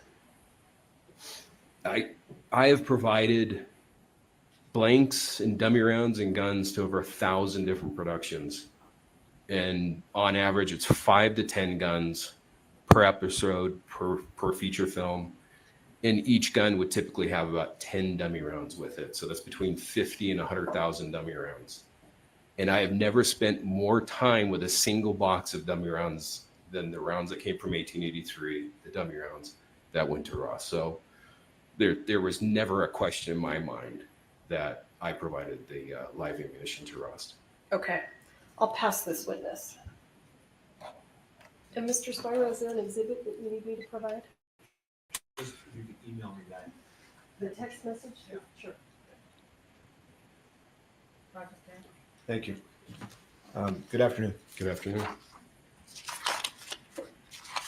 So in the thousands of times you've provided ammunition to movie sets that you just told me about, Blanks and dummy rounds.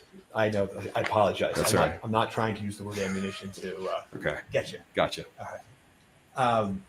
In the thousands of times you've done that, that would mean I'm sorry, Your Honor, Ms. Johnson's asking to approach.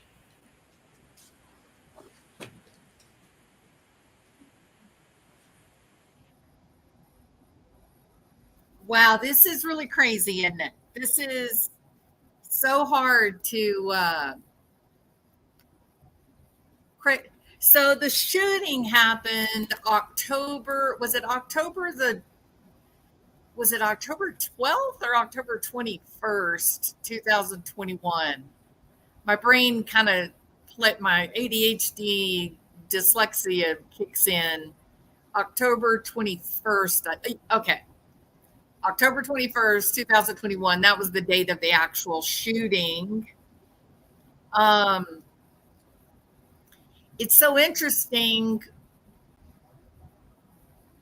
It's so interesting that this big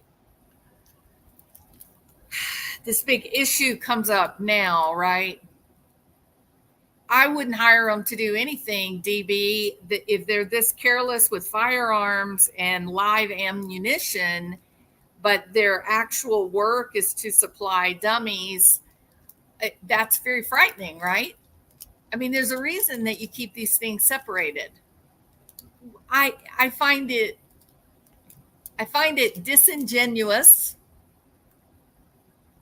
to believe that Hannah Gutierrez Reed would call people or text people to establish some kind of record that she's seeking out live ammunition, but can't she just go to a gun store and buy ammo?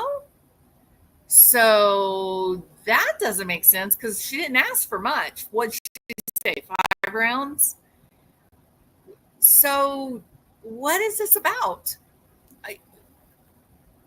Good or bad in terms of Helena getting justice?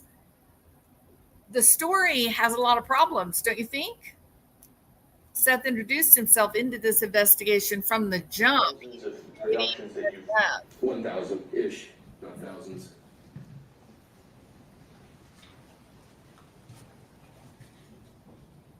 This is pretty nuts. What is this? okay. The 1,000 productions that you've, Maybe he's just trying to save his business. oh, you said over 1,000 different productions. Feature films, episodics, Okay. 5 to 10 guns per episode per feature film. or an episode.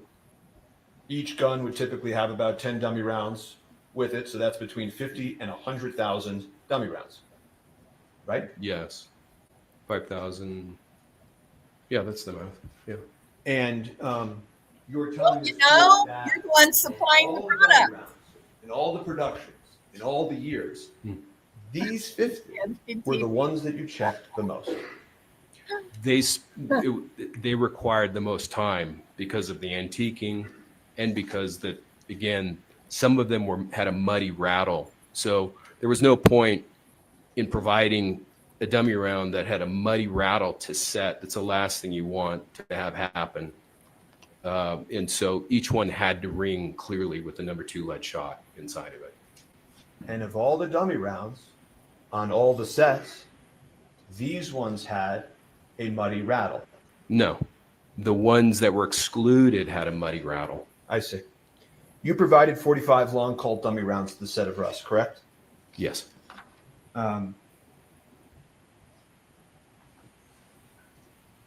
It's terrible, DB. And more specifically through Sarah Zachary. She picked them up. Right. And you know Sarah Zachary was at your prop house on the 12th of October, correct? I'm telling you, Sarah. Yes. And you came back from Albuquerque. Yes.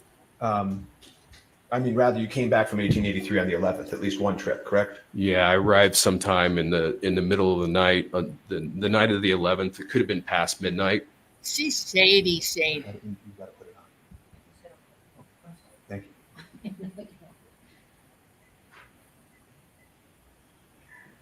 You arrive the 11th. Night of the 11th. She comes the 12th.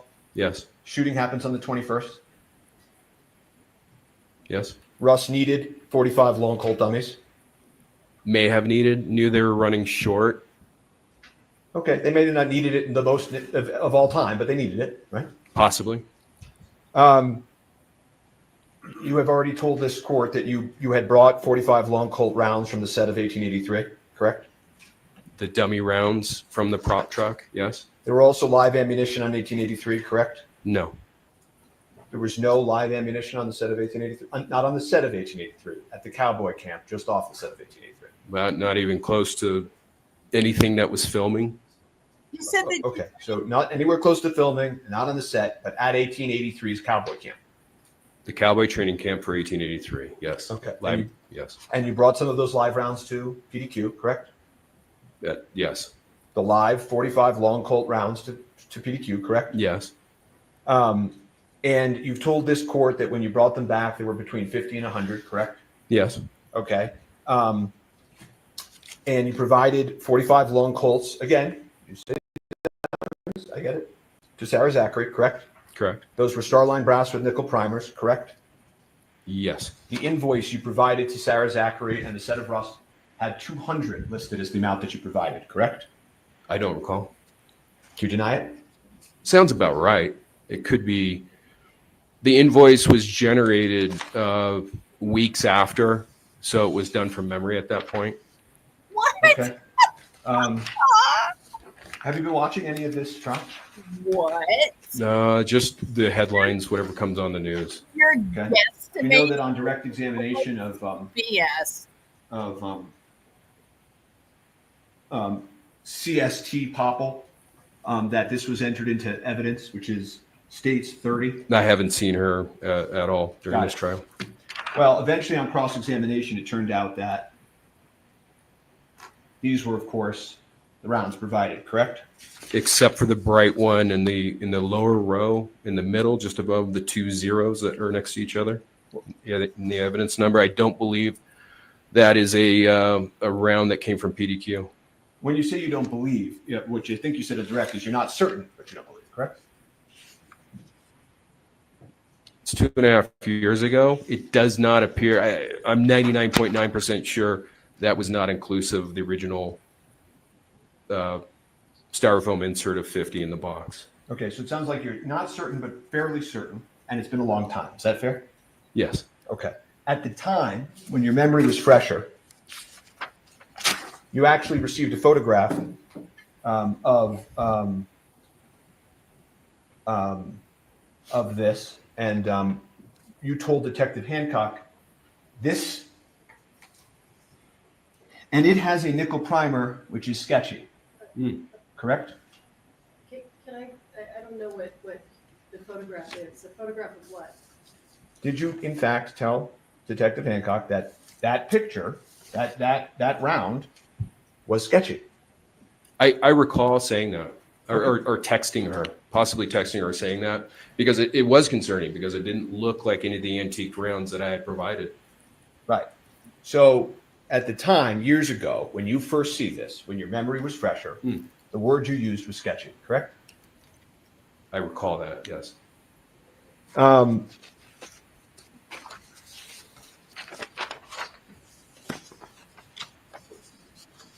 The incident happens on the 21st of October, and at 1:55 p.m., you receive a text message from Sarah Zachary telling you that this has occurred, correct? I think it wasn't telling me that it occurred. It just said emergency in all caps. And you called her, right? I did. I missed a call from her, received the text. I think I said I'd call her back, and I did. Okay. Within just a minute or two. And between the time you provided, whatever it is that you provided to Rust, and the moment you get that emergency text, isn't it fair to say you're not sitting around, daydreaming and wondering and thinking about each round you provided and whatever you provided to the set? You do this for a living. You do it lots of times, right? That's correct. Yeah. But the moment that happens, right, things changed, didn't they? What changed? Well, Miss Hutchins died, right? I wasn't aware of that till hours later. You spoke to Miss Zachary 5 times that night, right? I don't recall. Probably. Miss Zachary, you know, had the shell casing, right, at one point that evening? No, I don't recall that. You don't recall that? No, that she said she held the spent case from the gun. I don't recall that. Sarah Zachary threw out some of the evidence, correct? I had heard that months and months afterwards, that she had thrown out dummy rounds from Jensen Ackles' gun. Months and months? I believe so. Wonder Sure about that? what the phone logs. Barely. It's been a long time. Oh, really? Right. And the only messages that we have from around that time we're going to look at. Nervous. But you knew at that moment that you had just provided 45 Starline brass dummies, correct? With nickel primers. Nearly all the dummy rounds I provide are Starline brass. And you would agree with me that anybody who did provide that round or brought it onto the set would have every reason to want to deny that, correct? No. Hannah Gutierrez admitted in questioning at the sheriff's office that she brought the box that contained the live rounds. No, she didn't. She actually said she hadn't seen that box. And that's just something that's been fed to you by the prosecutors. Isn't that true? No, I've actually seen the interview. Okay, well, we can pull up that interview if we need to. So the week after the accident, you know that we have some of your text messages, right? Yes. Okay. And you weren't sleeping, right? Correct. You were drinking a lot. I don't even remember. You were talking to your cop buddies to try to get advice about the case. Oh, wow. I don't recall that. You texted Sarah Zachary in the days that followed. Do not say anything or write anything to anyone, right? Yes, I remember that text. Do nothing, say nothing, write nothing, correct? Correct. She told you she wanted to get a lawyer, right? Yes. You told her not to get a lawyer, right? Yes. In fact, at one point you just said, shh, and with an emoji, right? I don't recall that. Okay. You did provide Detective Hancock. Do we have that photo that was entered into evidence on the screen? Okay. Did you email that? Yeah. Okay. Well, we'll get it in a minute. But the one that you just saw on the screen of you and Mr. Teskey, do you remember that photograph that you just looked at? With the reloads? Yeah. Yes. You actually took a screenshot of that and sent it to Detective Hancock, correct? It sounds like something I would do. I don't recall doing it, but it sounds accurate. Okay. Does it sound like I don't have the photo, so, but the photo that you took and sent to of the screenshot that you sent to Detective Hancock, it included that line. Yes, this is evidence in the accidental death, right? That was my speculation prior to learning that the live rounds from Rust had nickel primers. Well, sir, that's the problem with your testimony, isn't it? Which is what?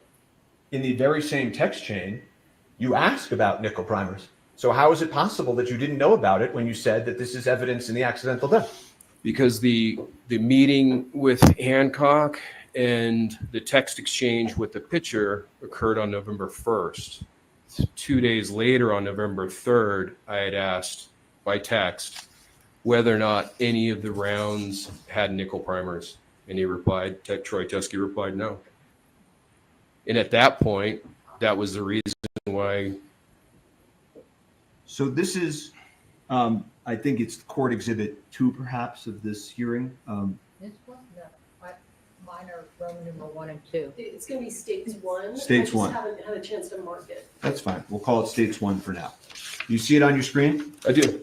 Okay. And you say, yep, it's evidence in the accidental death, correct? That's on November 1st, yes. Correct. That's what you wrote, sir, right? On November 1st, yes. Okay, and you didn't say anything about speculating, did you? No. Okay, but when you screenshot this to Detective Hancock, which I'm going to talk about in a minute, let me ask you, after he says, okay, you say, this sucks, but she's seriously trying to blame everyone else for her mistake, correct? Yes, that's what it says. Okay, so it's, this sucks, but she's trying to blame everybody else, right? Yes. This sucks that it comes from the same batch, but it's really her fault because she loaded into the weapon, right? Well, first off, I pronounced that ugh. And then what was the second part of your question? But it's her fault because she loaded into the weapon, correct? Certainly. And you said that over and over again as you continue to meet with law enforcement, that whatever happened here, it's her fault, she loaded it, correct? Well, certainly she's responsible for loading a live round into a gun on a movie set. How come when you provided the screenshot, this is defense 1 for the hearing, how come when you provided defense A, sorry, Your Honor. How come when you provided the screenshot of the text message to Detective Hancock, you left out the, this sucks. But seriously, she's trying to blame everyone else for her mistake. If you put that back up, I think you'll see that the digital keyboard is in the way of whatever's underneath it. I see. And is there something with your phone where you can't take multiple screenshots and just go further down like you did 10 other times in this case? That's a picture of a picture. I understand that, but I'm asking you. That's why didn't you provide the message of, ugh, this sucks? I did, and what I'm saying to you is that when you take a picture of a phone with a keyboard up, it's going to block the lower half of the message. Okay, so on November 1st, you agreed to an interview with Detective Hancock, correct? Sounds about right. Yeah. No other officers? Yeah, November 1st, yeah. No other officers were present, correct? It was just Hancock in the interview room, correct? And you talked about your phone call that you made with Troy Teskey, right? I did it in front of her. No, I know. You were very, very cooperative, correct? I thought so. I don't think you mentioned on direct examination, but tell me if I'm wrong. You also made a phone call to Joe Swanson in front of Detective Hancock. I don't recall it being in front of Hancock. It was as I was driving away, and it dawned on me that I kept on seeing brass and nickel, and it didn't wash with me. It didn't make sense. Joe Swanson and the original batch of the ammunition was very much on your mind. Fair? Of the reloads, yeah, I was fairly confident that somehow some of that reloaded ammunition came in through a piece of leather, or Hannah had been gotten hold of some of it, been shooting it, commingled it with dummy rounds.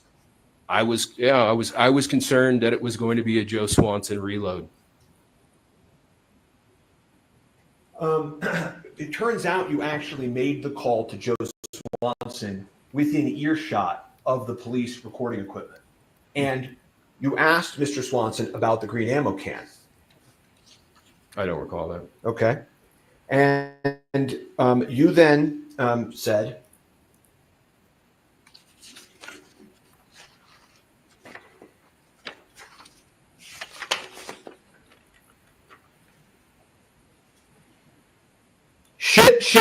shit. Well, she didn't do her fucking job.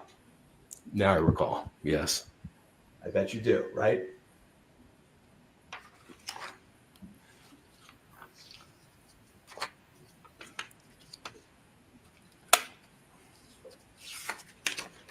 And the she who didn't do her fucking job was the armorer, right? Correct.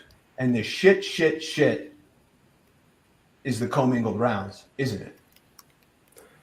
Well, I think the shit was a concern that Swanson was going to get dragged into this, and it was going to have been some of his reloads that caused the death and injury. Oh, the exclaiming of the shit was your concern for Joe? I think it's a collective. I mean, there's 4 of them there. There's a lot of shit. So some of the shits were for everybody that had ever touched the commingled round. The whole thing is awful. Okay. Can we agree that you didn't intentionally provide live ammunition to set of rust? We can agree that it didn't at all. Okay. Well, we can't actually agree to that. Okay. And by the way, that's November 1st. November 30th, okay, a month later, the police come knocking with a search warrant, right? Yes. Just like you were there at the truck search, you were there at the PDQ warrant search, right? I was on a connector flight from Phoenix. I'm glad you mentioned that. Both times, both at the truck and at your the search at your prop house, both times you happened to be grabbing onto a flight and getting there just that day, right? No, actually, I was in Las Cruces on Bruce Willis's final movie, finished that, and was heading to the Rust set directly from Las Cruces, driving in the Sprinter van. That was after you got the code to the safe, right? I recall that I got the code while driving. So if law enforcement were to have represented in this courtroom that they needed you to open up the safe and that's why you were at the truck search, that's not actually true because Sarah Zachary had the code, they had the code. That whole story about needing you there for the code is pure fiction, right? I don't know that it's fiction. I think it was more along the lines of Hancock wanted to interview me, and also I wanted to be there to assist in any way that I could have with the investigation. So I think they're being cordial in waiting for me to show up. Okay. Back to PDQ. The warrant was signed by a judge authorizing them to search your property, right? I saw that, yes. And when you saw in the warrant that it talked about the reloads in the green ammo can, you actually started to text Detective Hancock, upset with her for including that in the warrant, didn't you? I did.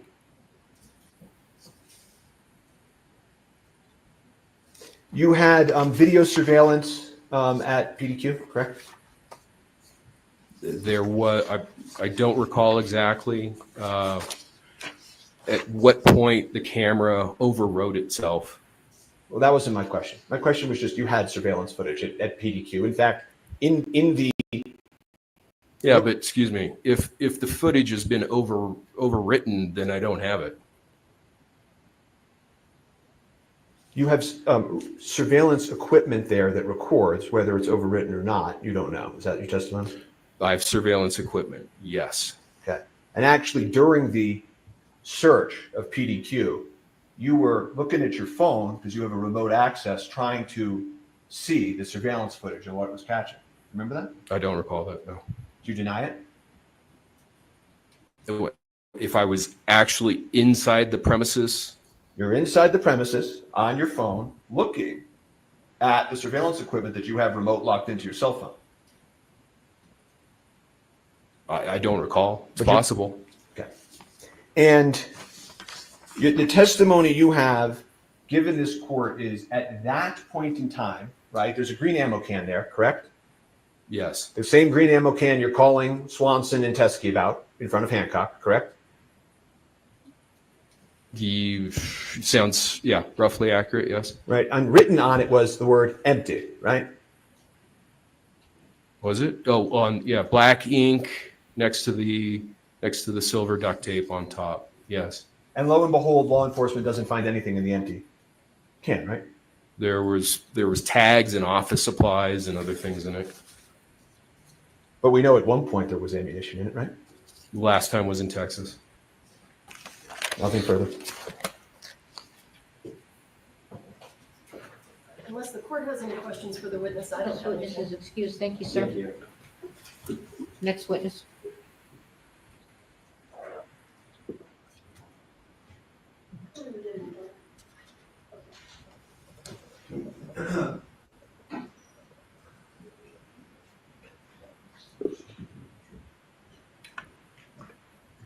Thank you.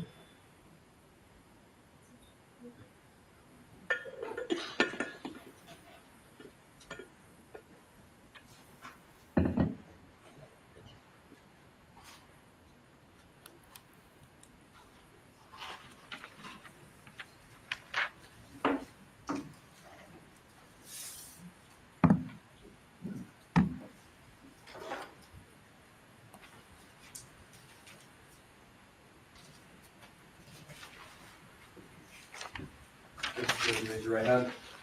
You swear affirm under penalty of law that the testimony you'll give in this case will be the truth, the whole truth, and nothing but the truth? Yes, sir. Thank you. Have a seat, talk into the microphone.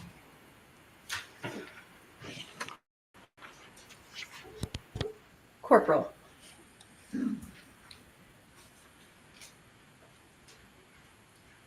On November 1st of 2021, did you have a meeting with Seth Kinney?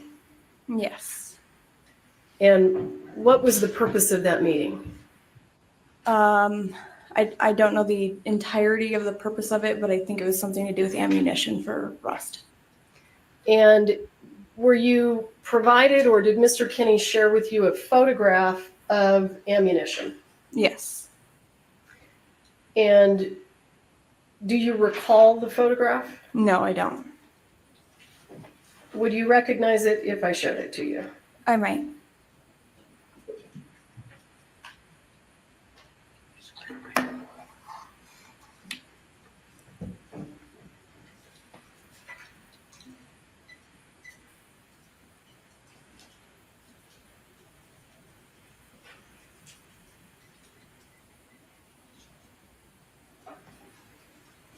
Does that look familiar? Not entirely, no. Okay, let me show you something else. Would it refresh your memory if you saw the text exchange between Mr. Kinney and Mr. Teskey? Yes.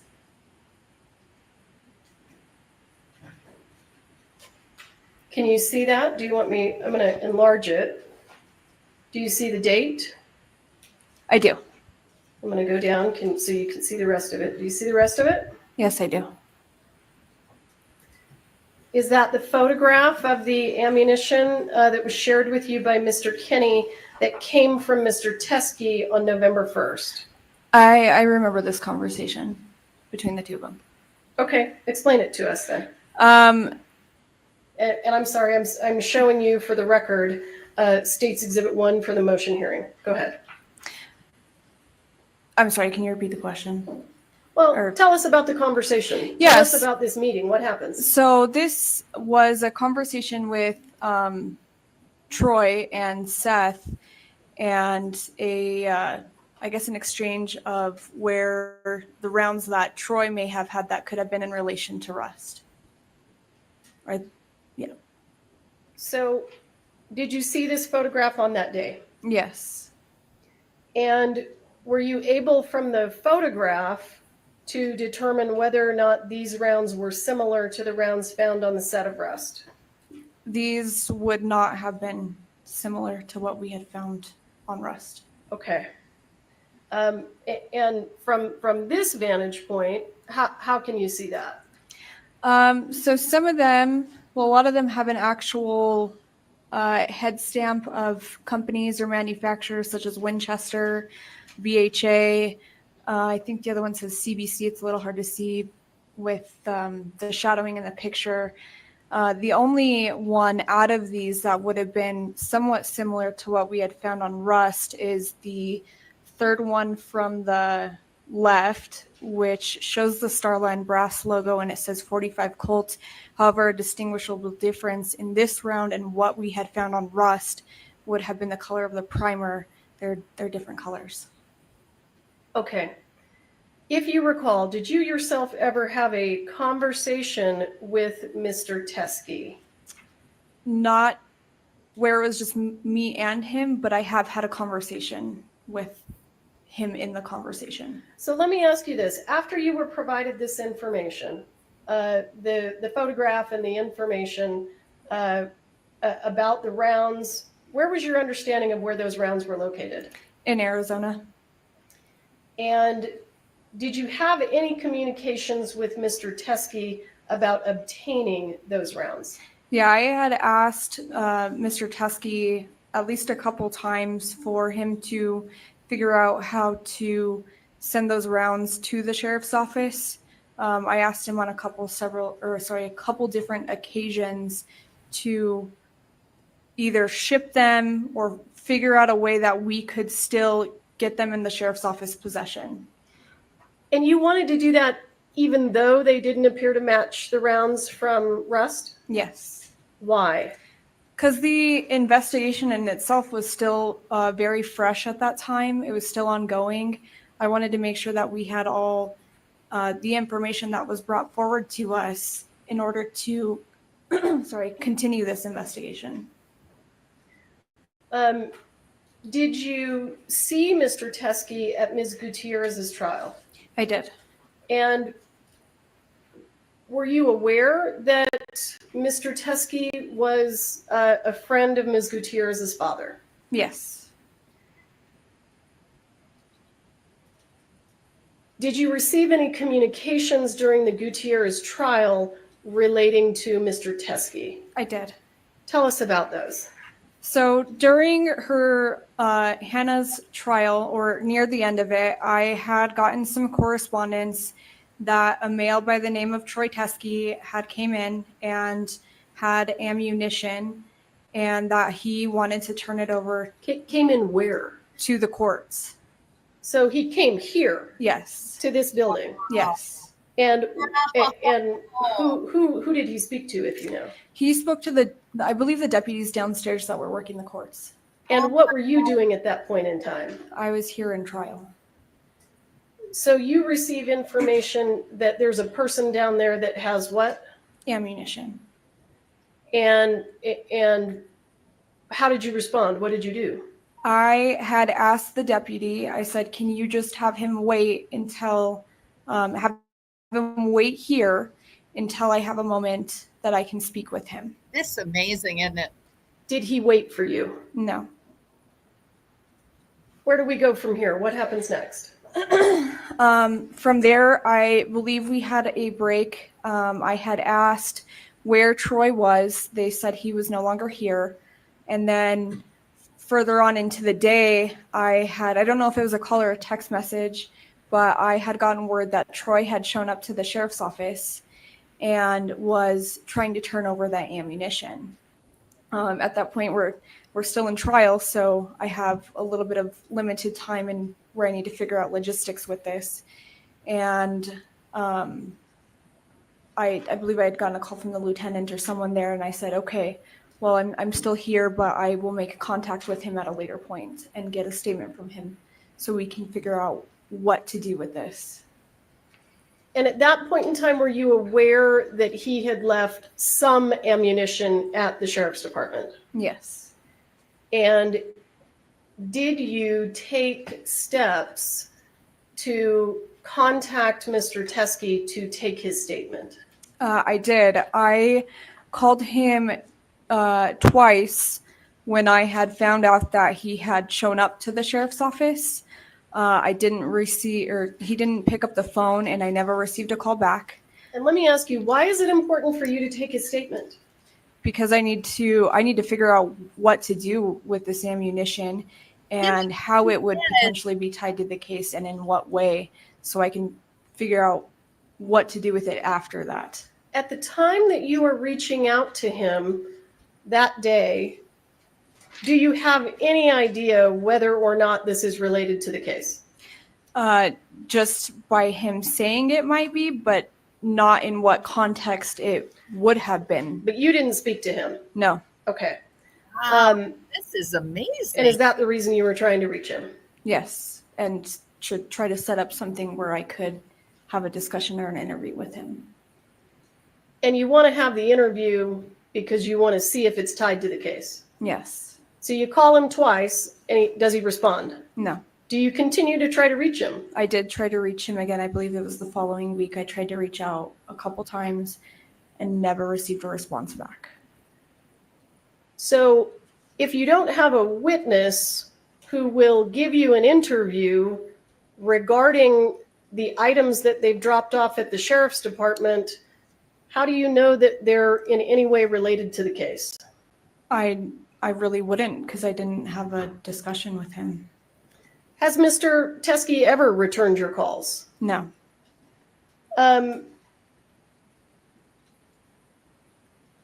Did you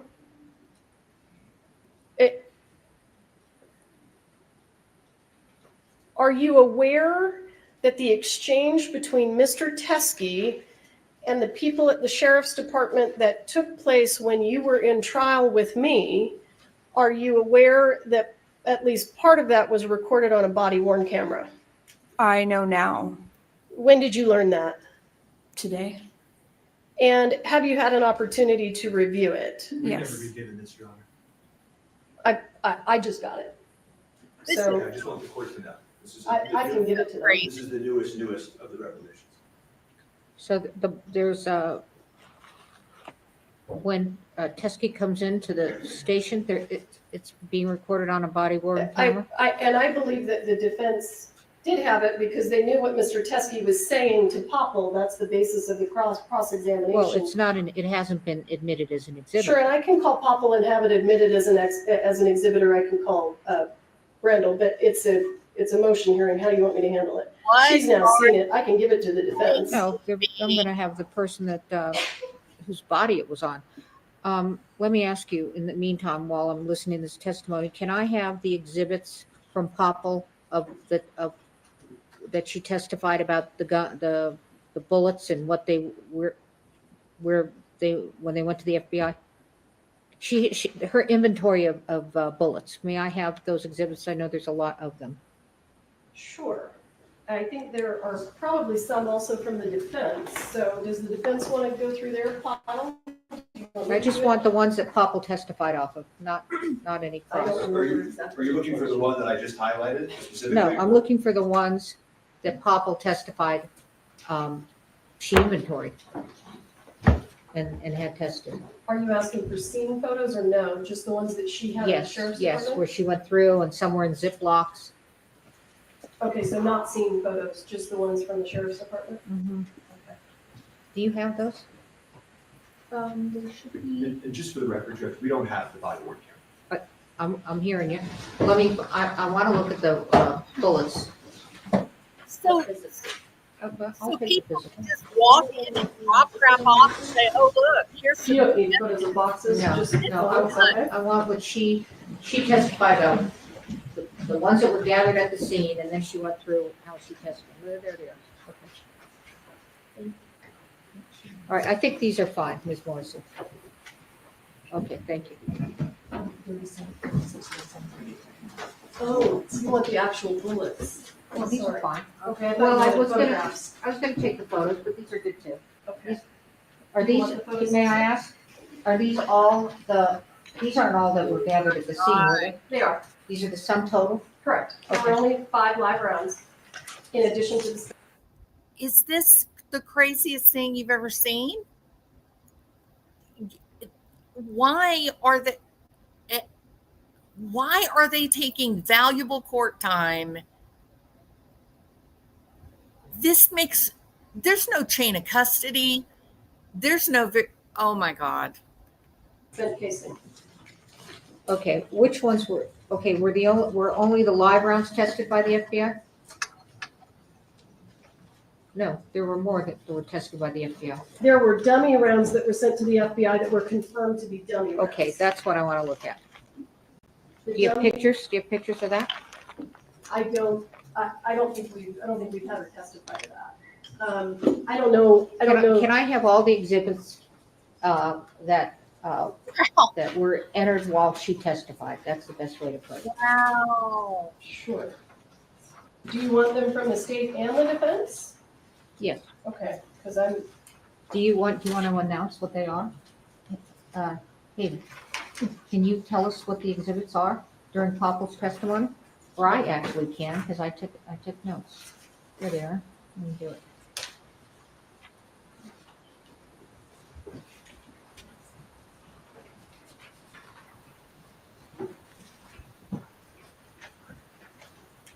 The audio's terrible, isn't it?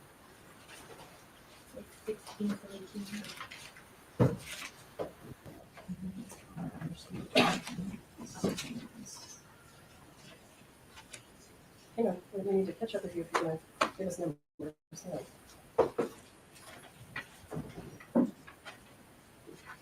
All right, do you want me to tell you what they are? I think Brian next to me has them. I'm just trying to get there. So I don't want you to list them off to me yet. Well, it's just 15 through 21. And I'm looking to start here at 15. I'm not finding 15, so give me just a minute. I've got 18 set aside, I've got 17 set aside, 15, 16. What was the other one? It's 15, 16, 17, and 18. Okay, and then 20, 21, 23. Okay, slow down, because it's, if you would, please.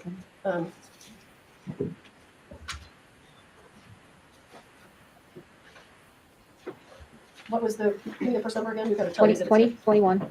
20 and 21? Uh-huh, Okay, 23, hang on, 25. hang on. This is 20. You Oh, want no, that? I just want to go. 21 is the You can shot go of the wherever you pew. Yeah, I don't want the cube. I want Okay, what else? Just, so here's 10. Do you want that? That's a scene photo. She testified to it. a scene photo. What do you mean? It's from the set of Rust. It was taken on the set. Okay. Do you want these? This does? Okay. This one has ammunition on it? Which is that from? Oh, no, I don't want. This I only is want the nine. ones on the set, not in PDQ. Okay. So what I'm handing you is all photos of states exhibits that were of ammunition. Do you want the spent casing? No. Okay. Do you want me to go through the defendant's exhibits? I want the defendant to go through the defendant's exhibits. Glad you asked. Do you want this? Yeah, sure. Where's Okay, that? that's the spent casing. Okay, yeah. I have one here. Here you go, Judge. Oh, thank you so much. These are it. After all I asked for. It's kind of thin. You know what? Where? Hang on just a second. Let me go through these real quick. All right. Stop for just a second. Let me see what's in front of me. These are enough. These are enough. These are enough. Okay, I'm good. I'm good. For more later.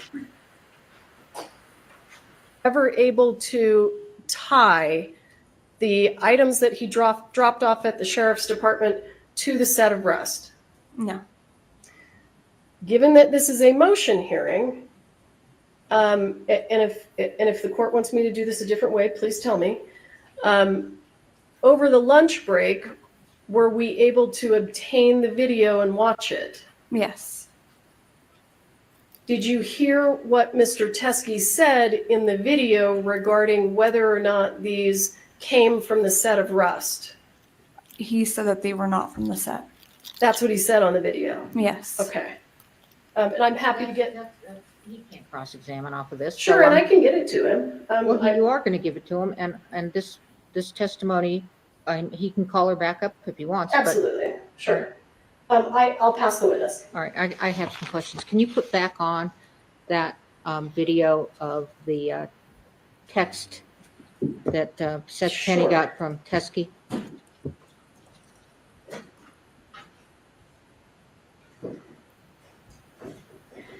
If you guys have a flash drive, I'll give you that video right now.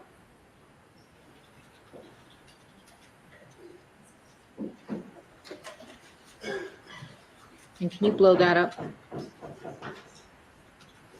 You want the top or the bottom? The top. Okay, All right, I'm going to ask some questions. sure.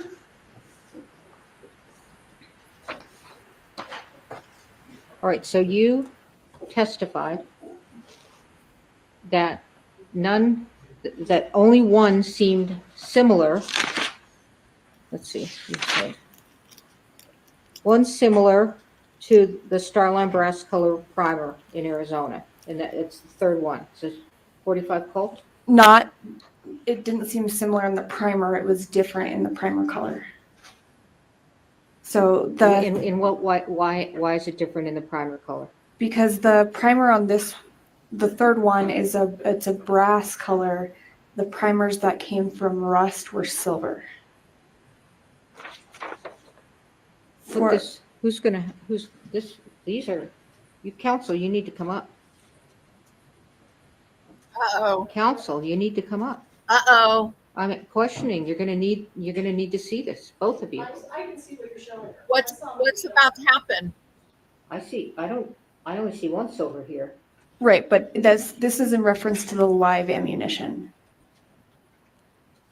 Look, you just testified. Let me just ask this. None of these look similar to the set on Rust, To the live ammunition. to the live ammunition on Yes, Rust. ma'am. Yes, Okay. Your Honor.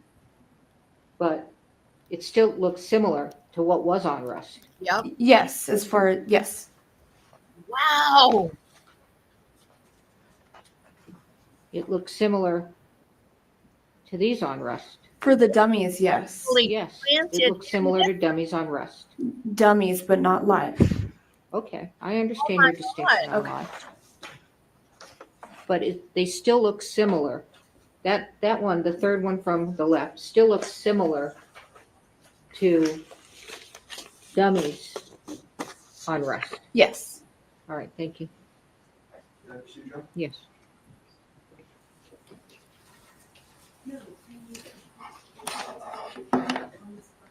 I may not even need the video right now, so we can start without that. All right. Good afternoon, Corporal. Afternoon. When you started investigating this case, you were investigating this concept of sabotage, that there could have been an intentional live bullet placed onto the set. Do you remember that? Not originally, but later on, yes. Okay, and obviously if somebody, I missed the question. Let me just ask it. So they're not similar to the live rounds. That was not similar to the live rounds, but they were similar to the dummies on rust. That's correct. Okay, and the dummies on rust were tested with the live ammo by the FBI. Yes, some of the dummies were sent. Some of the dummies that look like that one on the phone. I couldn't say which exact ones were sent to the FBI. Okay, but you just testified that looks similar to the dummies on rust. Yes. You didn't differentiate, and that some of the dummies on rust were sent to the FBI. Yes. Okay, thank you. so at certain point early on in this case, you entertained the possibility that this was an actual sabotage, that somebody could have intentionally placed the lethal bullet onto set, correct? Yes. And you quickly dispensed of that concept, right? I don't think it was quickly dispensed. It was investigated. Okay. And fair to say that if that had happened, that would have been a far different case, right? It could have been. I don't. And so then you turn to the idea of, well, somebody outside of Rust could have placed or been the cause of the ammunition ending up on set. And you interviewed Seth Kenny, I think you told this court yesterday, 10 times at least, right? Yeah, I can't put an exact number, but it was a few times, yes. Right. And that would have been a different case also, right? If he had provided them? In relation to this case or in relation to the past case? In relation to any case. It's hard to say. Well, you were here for investigator, I'm going to do this again, CST Popple's testimony yesterday, weren't you? Yes. And you've had an opportunity to view the 45 Starline brass that came out of this package today, correct? No. You haven't looked at it yet? No. Okay. She was excluded as a witness, I think. And are you aware, as you sit here, that there was 45 long cold Starline brass nickel in the courtroom today from CST Popple? I just found that out today. Okay. So you were here for this testimony in this courtroom. And let me ask you, Ms. Popple, the ammunition that the Good Samaritan, Mr. Teskey, the close friend of Hannah Gutierrez's dad, when that ammunition that he brought into you after the conviction, you still have it? Answer, yes. Question, you can bring it in here and you can show it to the jury, right? Answer, yes. And they can see for themselves that it does not match the live ammunition from the set of Rust, correct? Yes. And that it is obvious. Just when you look at it, it is not. Yes. Do you remember that testimony that you were sitting here for? Yes, I do. And that turns out to be completely false, doesn't it? You're correct. What? Mr. Kenny was just here. Did you see him in the hallway? I saw him in passing, yes. You interviewed him, I think you said over 10 times, right? Yeah, I don't know the exact number. 40 plus phone calls, I think. It was a lot. Okay. And we have some of those text messages. And I'm going to put up defense. Defense B.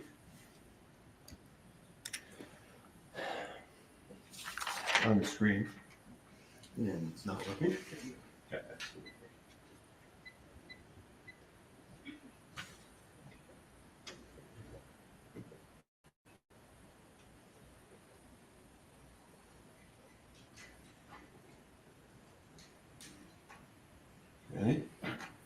And you see at the top, this is a screenshot that he's sending you, right?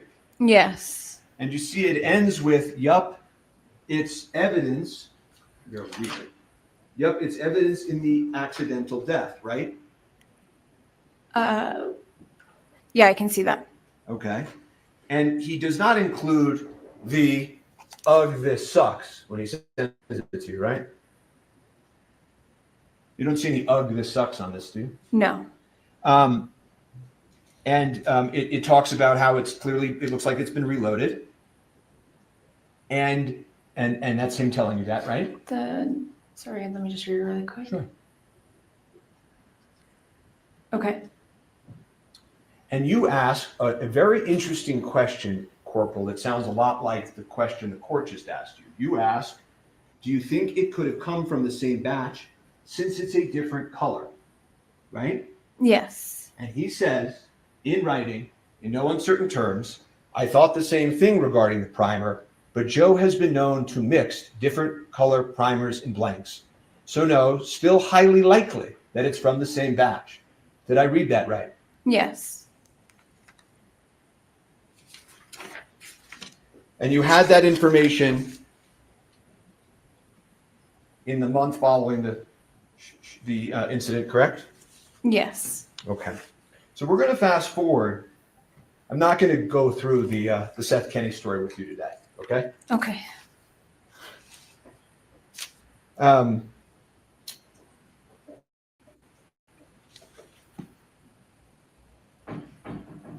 But it's fair to say, if we even fast forward to the end, Mr. Teskey comes in, and you had known Mr. Teskey's name because Seth Kenny had called him in front of you, right? Yes. And Seth Kenny's name came up, withdraw. Troy Teskey's name came up several times because Seth Kenny brought him up several times, right? Yes. In relation to the idea that the same batch of rounds from 1883 had at different points and different quantities touched Joel Swanson, Troy Teskey, Seth Kenny, right? They were all involved. I don't know if it was in relation to 1883 or where it originated from exactly, but that it might be related, might be. And that they would talk about in front of you on speakerphone the green ammo can that had leftover ammunition, correct? Maybe. I'm not too sure. Well, you're not denying that, are you? No, I'm not. Okay. And in fact, when you went to search PDQ, in the warrant that you put in front of a court to get access to PDQ, you wrote into that warrant that you needed to find the green ammo can, correct? I did. And the reason that you needed to find the green ammo can, as you explained in the warrant, was because there may be live ammunition on it that matched the round that struck Miss Hutchins, correct? Yes, that was where that originated from, was from Thel. Well, but see, I knew you were going to do that. It's not the only place it originated from. It also came up with Mr. Teskey and Mr. Swanson in front of you on November 1st when Mr. Kenny found out and said, shit, but it's her fucking fault, right? He said that a lot. He said that exact phrase? Oh my God. Shit, but it's her fucking fault? He said that a lot? Just Yeah. Did you grow suspicious of Mr. Kenny as he kept saying that? No. No. So in any event, you knew that Mr. Teskey was at least somewhat involved because when you're interviewing Mr. Kenny, he's calling him in front of you, correct? Yes. Sending you screenshots of messages with him, correct? Yes. Mr. Teskey showed up here, according to you, at the Hannah Gutierrez retrial, correct? Yes. And Mr. Teskey then walked into the police precinct with ammunition that he claims and says is matching to the ammunition that struck Miss Hutchins, right? I don't think he ever made the statement it was matching. Well, that's really for law enforcement and the FBI to decide, isn't it? Which would have been investigated if he would have answered a phone call or returned a phone call. Okay, and I know we're going to get to that. Don't worry. But Did a return phone call? You didn't investigate? wasn't the first excuse you gave, Corporal. The first thing you said when this came up on direct examination was that you didn't know it was related to this case. Do you remember testifying to that on direct?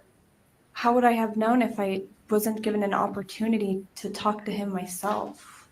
You would have no way of Law knowing that the enforcement. man who was on speakerphone with you talking to Seth Kennedy, the man whose screenshots you received, the man who showed up at the Hannah Gutierrez retrial, the man who walked into your precinct talking about the Rust movie, you would have no way of knowing that it was related to Rust? I would have need to come to the conclusion myself that it could have been tied back to Rust. There's been many people throughout this investigation that state that they have evidence or testimony to give that wasn't in relation to what I was doing. Uh-huh. What you were doing? So is there other evidence in this case that has this quantum of proof that you have hidden from the defense? But aren't you supposed I to? don't think I've hidden anything. Is there any other evidence in this case that you think this court should be aware of, that you're aware of, Corporal Hancock? No. And when Mr. Teskey came in, he stated that he believed it was from the same batch of ammunition that was located at Seth Kenny's warehouse in Albuquerque, correct? When he came in? To the precinct. So sorry, I just want to understand this. Mhm. You're saying that Troy Teskey made the statement to law enforcement that the ammunition matched Rust. Correct. Where is that statement coming from? Of In your course, own police report. right? Okay. I'm reading it. Oh my God, this is not Okay, right. so that's not my police report. I didn't say it was your police report. You Corporal. just said it was. No, I said in the police report. What a mess. Clarification, can we? Is this an objection or is she just talking? Yes, mess movie makes zero sense. No running things. My Speak. request is that we correct the record with regard to Mr. Cyrus. That is not an objection. Okay. What is your objection? I want to correct the record that. you One actually did word. say I'm showing you your police report. He's corrected himself. A police report. Oh my God. Oh my God, DB. What is happening in this courtroom? In the department, in your sheriff office's police report, okay? I don't mean your personal police report, but in your sheriff's office police report, right? Okay, understand. Okay. And not only does this police report come into the very same sheriff's office, correct? Right? This is your police department, right? Yes. Okay. Not only does it say live rounds of ammunition that he believed to be connected to the Rust case, right? You saw that, right? Okay. Yes. Not only does he say it's the same batch that was at Seth Kenny's, right? I mean, that's what it says there. I don't remember that statement in the video, but Well, I'm glad you brought that up because the videotape, whatever there is that has also not been turned over, it didn't necessarily capture every conversation that Mr. Teskey had inside the police department that day. You don't know that. that's correct. Okay. And the other thing that I wanted to mention at this point is it's not as if Mr. Teskey was talking to some random auxiliary cop that happened to be walking through the station. He was talking to CST Popple, wasn't he? Yes, he was. The same CST Popple that testified yesterday, right? Yes. That testified that everywhere in this case that she went, you went. Remember that testimony? Oh my God. Yes. Okay. She goes to the church on the day of the incident, you're there, right? She goes to the search of the truck, you're there. You go to PDQ, you're there. In the prosecutor's office, you're there. Trial prep, you're there. And that's who took this statement, right? Yes.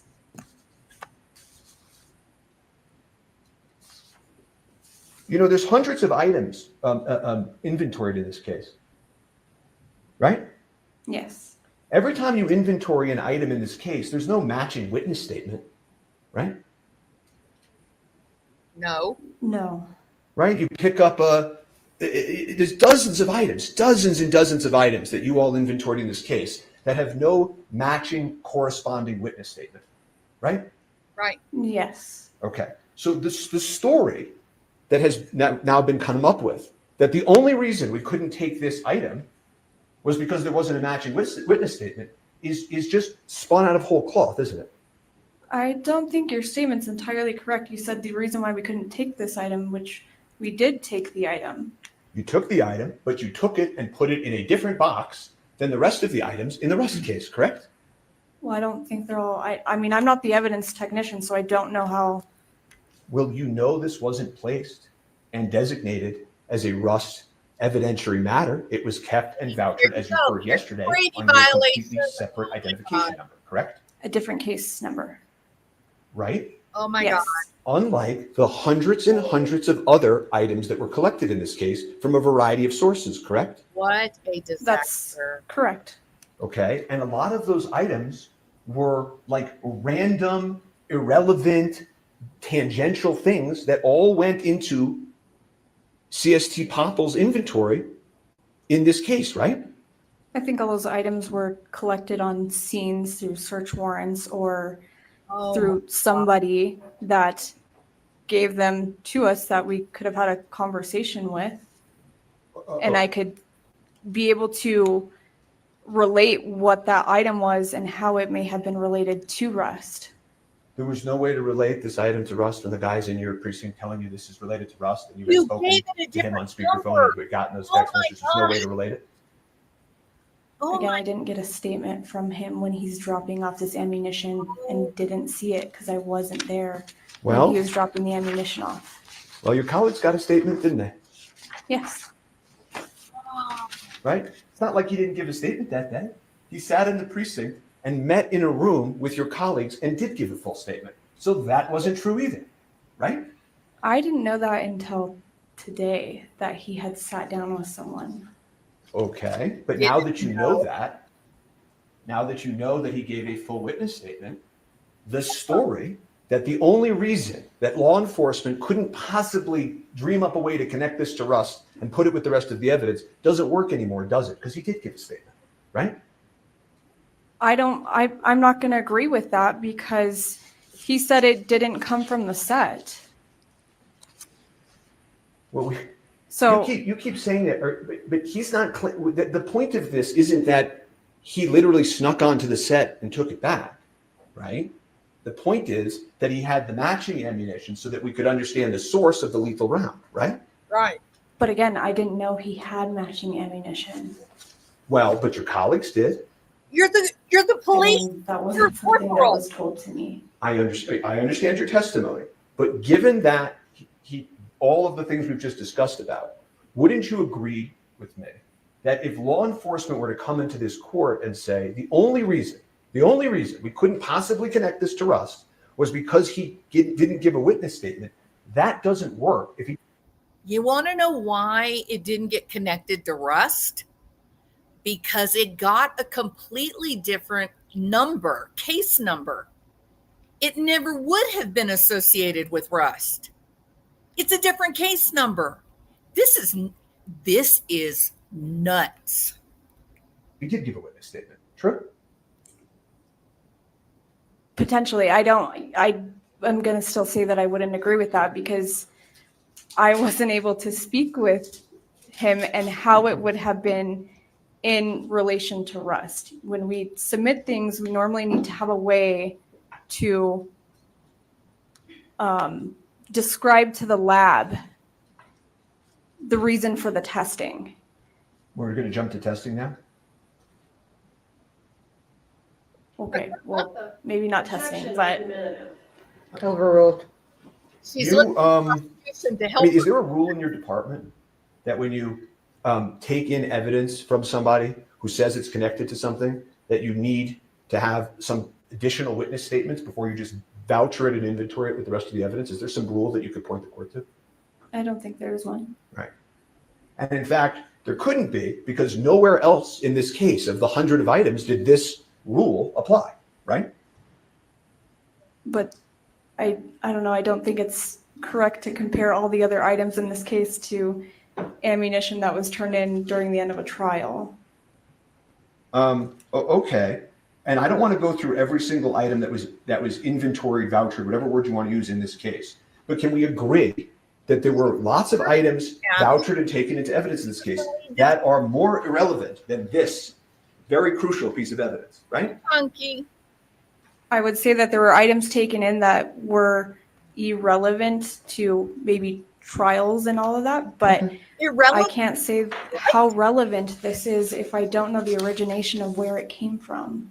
And the real reason that you didn't inventory this with rust evidence is because this harmed and jeopardized law enforcement's case, didn't it?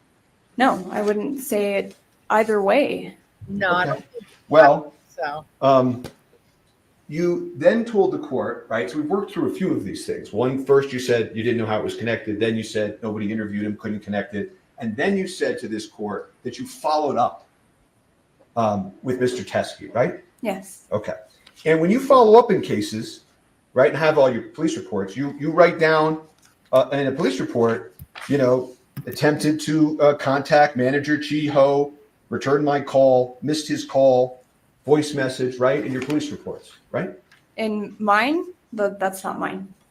In law, I shouldn't keep using the word yours. In the Santa Fe Sheriff's Office, when you all reach out to witnesses, there are often case supplemental reports indicating an attempt to contact someone, correct? It's not a requirement. Okay, did I ask you if it was a requirement? I'm just answering your question as to, I don't have to say every day and every time I tried to contact somebody. Any office I've ever worked at, you keep proper notes about phone calls that you're making, whether you left a message on a machine, whether your phone call went unanswered, whether you talked to someone at the home but it was a different person. You don't write that up in the rules of an organization, but that is a part of professionalism and due diligence. This is a train wreck right here. Okay. But I'm asking you a slightly different question, which is that in this case, this Rust case, okay, there are lots of police reports in this case that are in your file, even if you didn't personally create them, that indicate law enforcement attempting to contact witnesses and failing to reach them, correct? That specifically. You can't answer that question, yes or no? Well, I'm explaining why that was. I didn't ask why. I'm just asking. In your own file that you as the lead agent have, there are lots of police reports that say Detective so-and-so tried to reach somebody, couldn't reach them. Isn't that true? It's In called this case, yes. And that was done for a specific reason. Okay, that's great. When you reached out, according to you were trying, moving heaven and earth to try to reach Mr. Teskey. Did you ever create a supplemental police report? No. Why? Okay. Let's go on to the next thing, which is you testified on direct examination that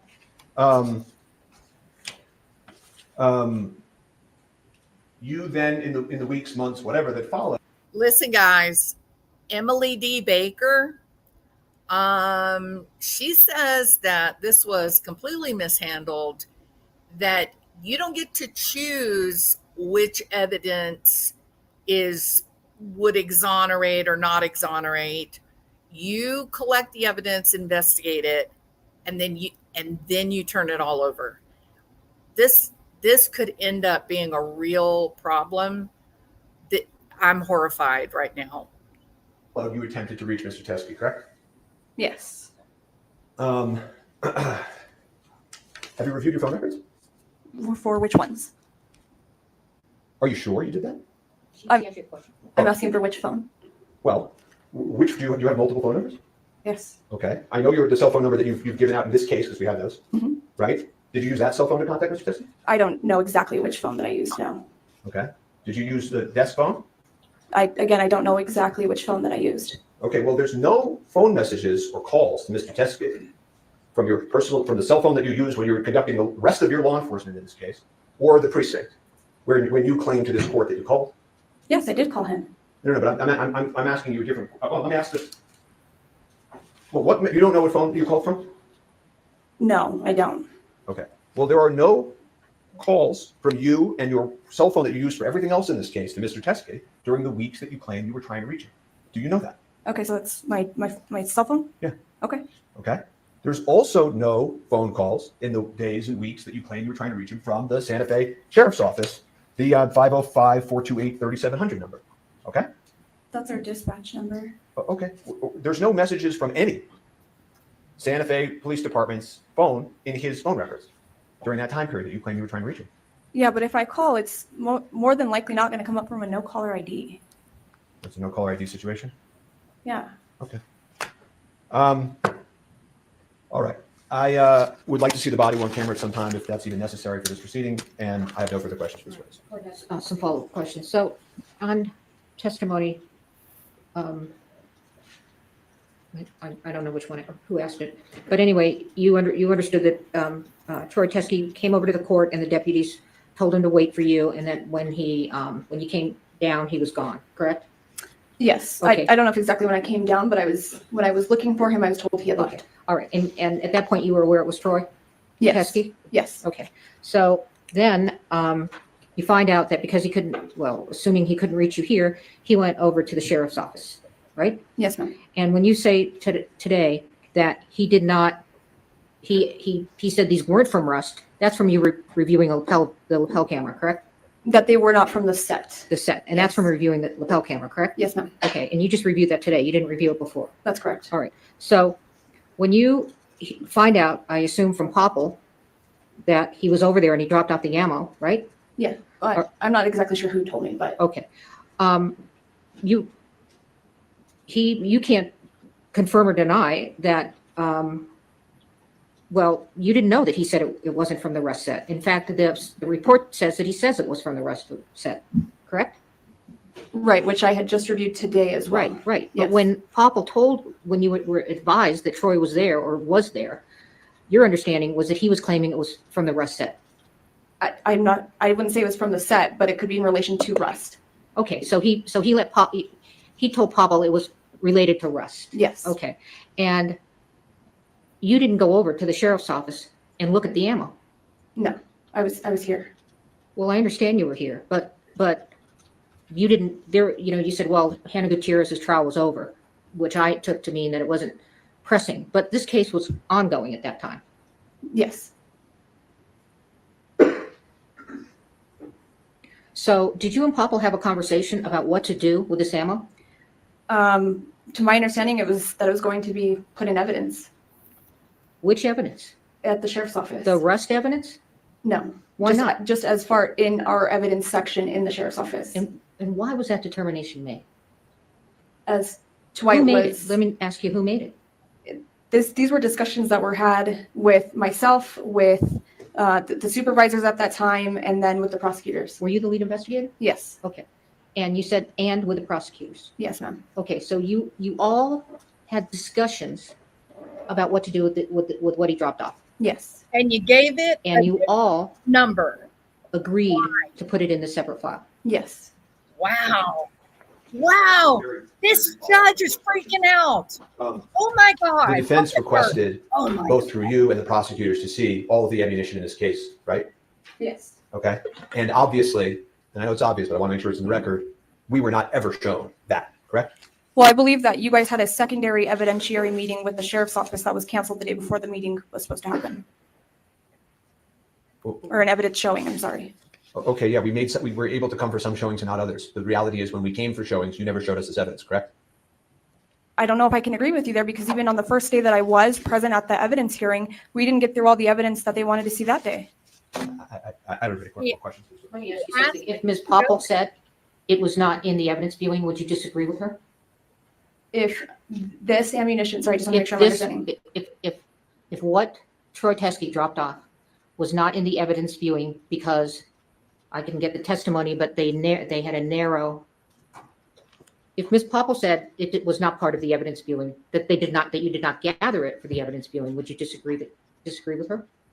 I believe that we were sent a list of what they wanted to see. And then, Your Honor, the first day that we had done an evidence showing, we didn't get through everything. That's not what I asked you. And then, yeah, I understand what I'm trying to, then we had another day. Pardon me? We had a second day that was set up to I continue. asked you if you would disagree that Ms. Popple said that it was not included in the evidence viewing, not whether you got to it or whatever, but whether when they said we want evidence viewing, Ms. Popple said it was not part of the evidence viewing. I don't know if it was or wasn't. Would you disagree with her is what I'm asking. I really don't know how to answer All right, that. Thank you. This judge is Redirect? curious, y'all. She's got a mistrial on her until she logs into this system. Mr. You know, Spivey's I don't even think the video is relevant. She did not view it until today, so you can look at it, but do you have any cross-exam for her? I just need to develop my records, so I need to get the video in. I need to get the video. You can get the video in, okay? Are you gonna get it in through her? Because I said it should come in from the person that wore the body I camera. agree with you, he's here. Okay, well, fine. So do you have any cross-examination for her? I do. This judge is so angry, y'all. Wow. They messed up this case. Corporal, as you sit here today, do you have any reason to believe that the ammunition that was provided by Mr. Teskey came from the set of Rust? No. Doesn't matter. You put it under a different. Sure. He When said you it say came from the that rest. there were discussions and the decision was made by all of you to put that ammo in a separate file, right? Is that correct? You said that? Yes, ma'am. Was Ms. Morrissey part of that discussion? Yes. Yes. Thank you. Let me give the court an offer of proof, and if Mr. Spyro wants me to, I'll testify under oath. Sure, absolutely, I'm happy to. Oh my God. I'm showing you State's Exhibit 16. Oh my God. How do you know that's related to the set of Rust? Because it was collected during a search. Where did it come from the scene? Yes, I believe that one did come from the church. State's Exhibit 29. How do you know that's related to the set of Rust? That was the casing that Marissa collected. State's Exhibit 10. How do you know that's related to the set of Rust? Collected. He didn't investigate. All of these photographs and all of the items that are in evidence, how do you know they're related to the set of Rust? Because we got them from Rust, or during the investigation or some part of the investigation. How do you know these rounds were in any way related to the set of Rust? I don't. Okay. Let's bring in Randall, if that's his. Are you finished? Yes, I'm sorry. I apologize. This is excused. Thank you. The prosecutor needs to relax. She's triggered as hell. Your next witness? Oh my God, this is a mess. This is a mess.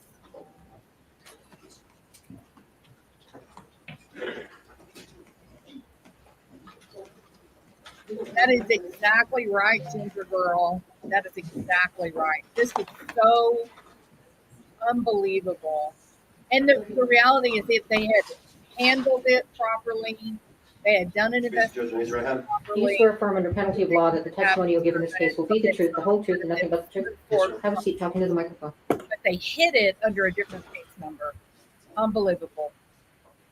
State your name, sir. It's Lieutenant Brian Brendel How are you currently employed? at the Santa Fe County Sheriff's Office. And do you know why you're here to testify today? Yes, Were you present when a gentleman by the name of Troy Teskey brought ammunition into the sheriff's department? yes, I was. And at the time, were you running your body-worn camera? Yes, I did. And has that now been provided to me?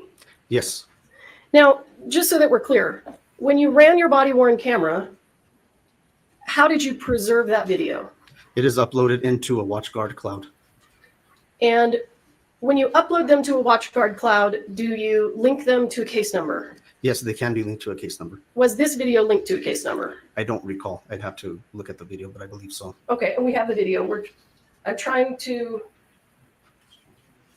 It's transferring over there? Okay, great.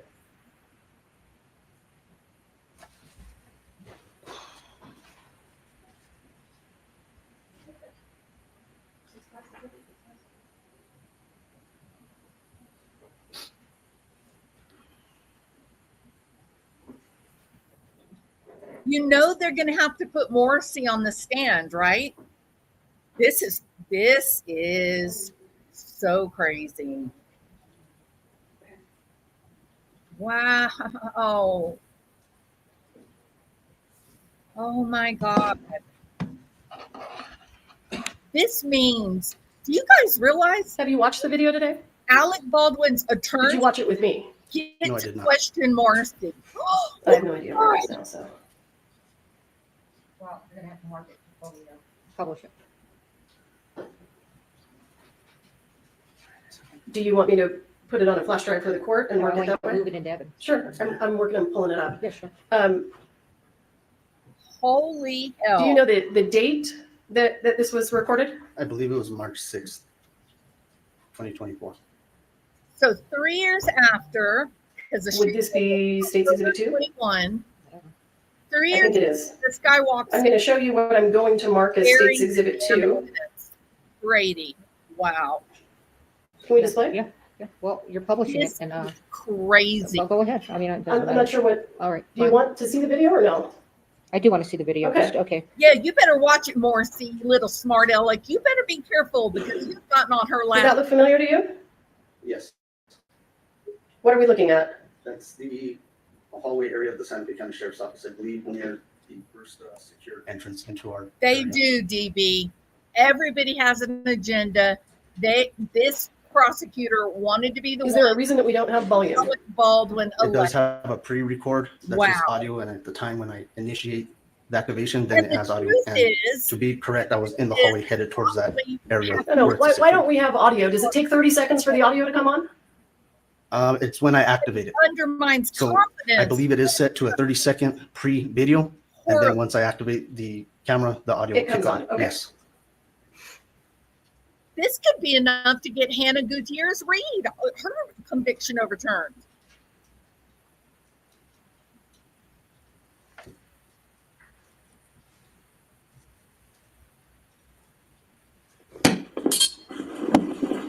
As far as I'm concerned, yeah. Hey, good. Lieutenant, so nice to meet you. I've got some evidence. You need to do this out here? Because I should probably write out something to go with this. Like a chain of custody. custody. Well, we don't have a chain of custody. So, yeah, come with me and we'll. He says I should probably write something out. He That's my wife. did a statement. Incredible. Where was, Incredible. Dr. Herrera? There he is. My God. Wherever you want to go to get the evidence. You can go to the interview. It's fine. Sure. I can fill out a statement or something. Where's the statement? When I'm a witness, I'm called here as a witness. To the Russ trial. And I live in Arizona, so it's a long way. Right. I got 1, 2. When I got to the trial, he said, in the last minute, he said, okay, you're watching to testify. So I showed some evidence. And then they didn't want the other. Okay. Well, I don't want to walk around with this evidence forever. That's fair, that's fair. I think you guys never know. Yeah, I don't care what you do, I just don't want to have it. And they're 45 cartridges, like, They're from the set? no. Okay. No. You want to know the details? Could you hear what the gentleman said? Yes, Was he asked if they were from the set? yes, What was his response? no. Or do you want me to Well, write it down? let me start with, what is your name, sir? Oh, that's great, start. Troy, what? Troy Teskey. Can T-E-S-A-E. I've got all kinds of identification. You should see it, I'm a Where are you getting called by? retired police officer. By and the defense, okay. But they didn't interview him. Okay. Here's my police ID. And then I'm also a judge. You need to see that. Go down. Okay, so they're gonna have you bring 45 rounds? Yeah, and at the last minute, They talked The defense? him on the phone. They said that they're gonna have somebody put that from Roosevelt, which they never did. Okay, so we brought it out here just in case. Becky, this is my story. Okay, but get it out. I don't want it anymore. Sir, do you recall this conversation? Yes, I do. Do you know when Mr. Teskey is talking about being called as a witness in the Gutierrez trial, do you recall which side he was being called by? I only learned that when he identified that. What speaking side? out on the defense side. And when he said that he brought ammunition, but they didn't want to use it, was he referring to the prosecution or the defense? I- Is there any basis to know that? Well, if he doesn't, I'm assuming he'll tell me. I believe it's the defense. Anyway, yeah. All right, I want to go. They told me, the defense attorney said, hey, why don't you bring those rounds? And I thought, and 2 times, Hancock and then Morrissey. Hancock first said way back on November 5th. And November 5th, 2021, which was a week after the shooting. Seth Kinney called me, you know Seth? Everybody seems to know Seth here. But, Seth, he was a friend of mine. And Seth Kinney called me from Hancock's office. She was a detective at the time. And he said, "You're on the record. I want to know what's going on with you, because I have these rounds from, it's the same batch. They came from Joe Swanson." Okay. You know him too? Yeah, I know everybody. I've awesome. Dealt with this case a lot. That's perfect. You're the perfect person to what's your first name? Marissa. Marissa? Oh. Yeah, I apologize. I'm the crime scene technician. All right. Well, I better jot that down. But I have some good notes on it. So when my big concern was having these. They said, "Oh, okay." I said, "I have these rounds. I have a batch, a whole bunch of rounds." Okay. Or a bunch. And then I said, "Well, you probably don't want me to send you the whole batch. You want me to just pull something out and send you a picture?" So I took a picture with my phone, sent it to Seth, and he was in the office with Hancock. They looked at it, and Seth said, "Yep, this is evidence from the accidental shooting." And when you say they're from the same batch of Yes. live rounds? Yes. Okay. It's, if you know the case, Thel Reed had a whole bunch of live rounds. Yes. And Seth and Thel went to Yellowstone 1884, 1883, and he was teaching people how to shoot with these rounds. Right. Then they left there and they went together from Arizona, and then they came back and went to another set, which was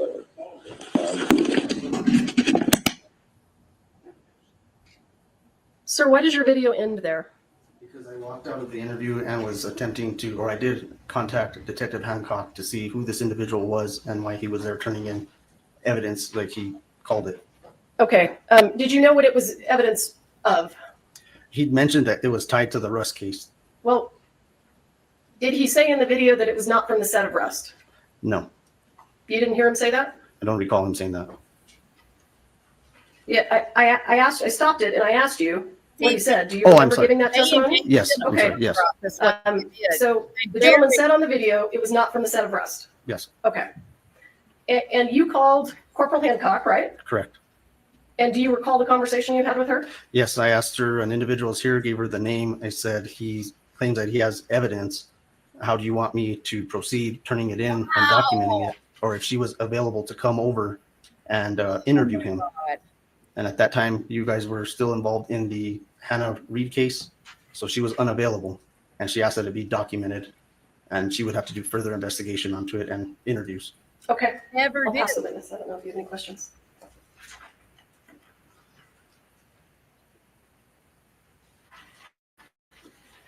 I have a few questions.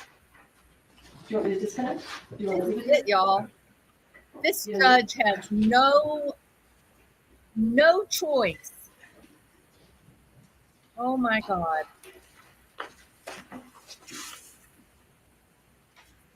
Well, maybe the evidence, the agenda is suspicious, but the damn prosecution played right Good into afternoon, sir. Good afternoon. The witness that was in the precinct told you he was a retired police officer, correct? Yes, He offered to make a statement multiple times, correct? yes, Told you he was a witness multiple times, correct? he did mention that. Told you he had evidence multiple times? He did call it evidence, yes, but we had to confirm that it is in fact evidence, which is why I relayed to Detective Hancock that she needed to conduct an interview with him. And what did Detective Hancock say on the phone? Tell me everything about that conversation. They were still at the trial and that she would follow up with him and the evidence as well.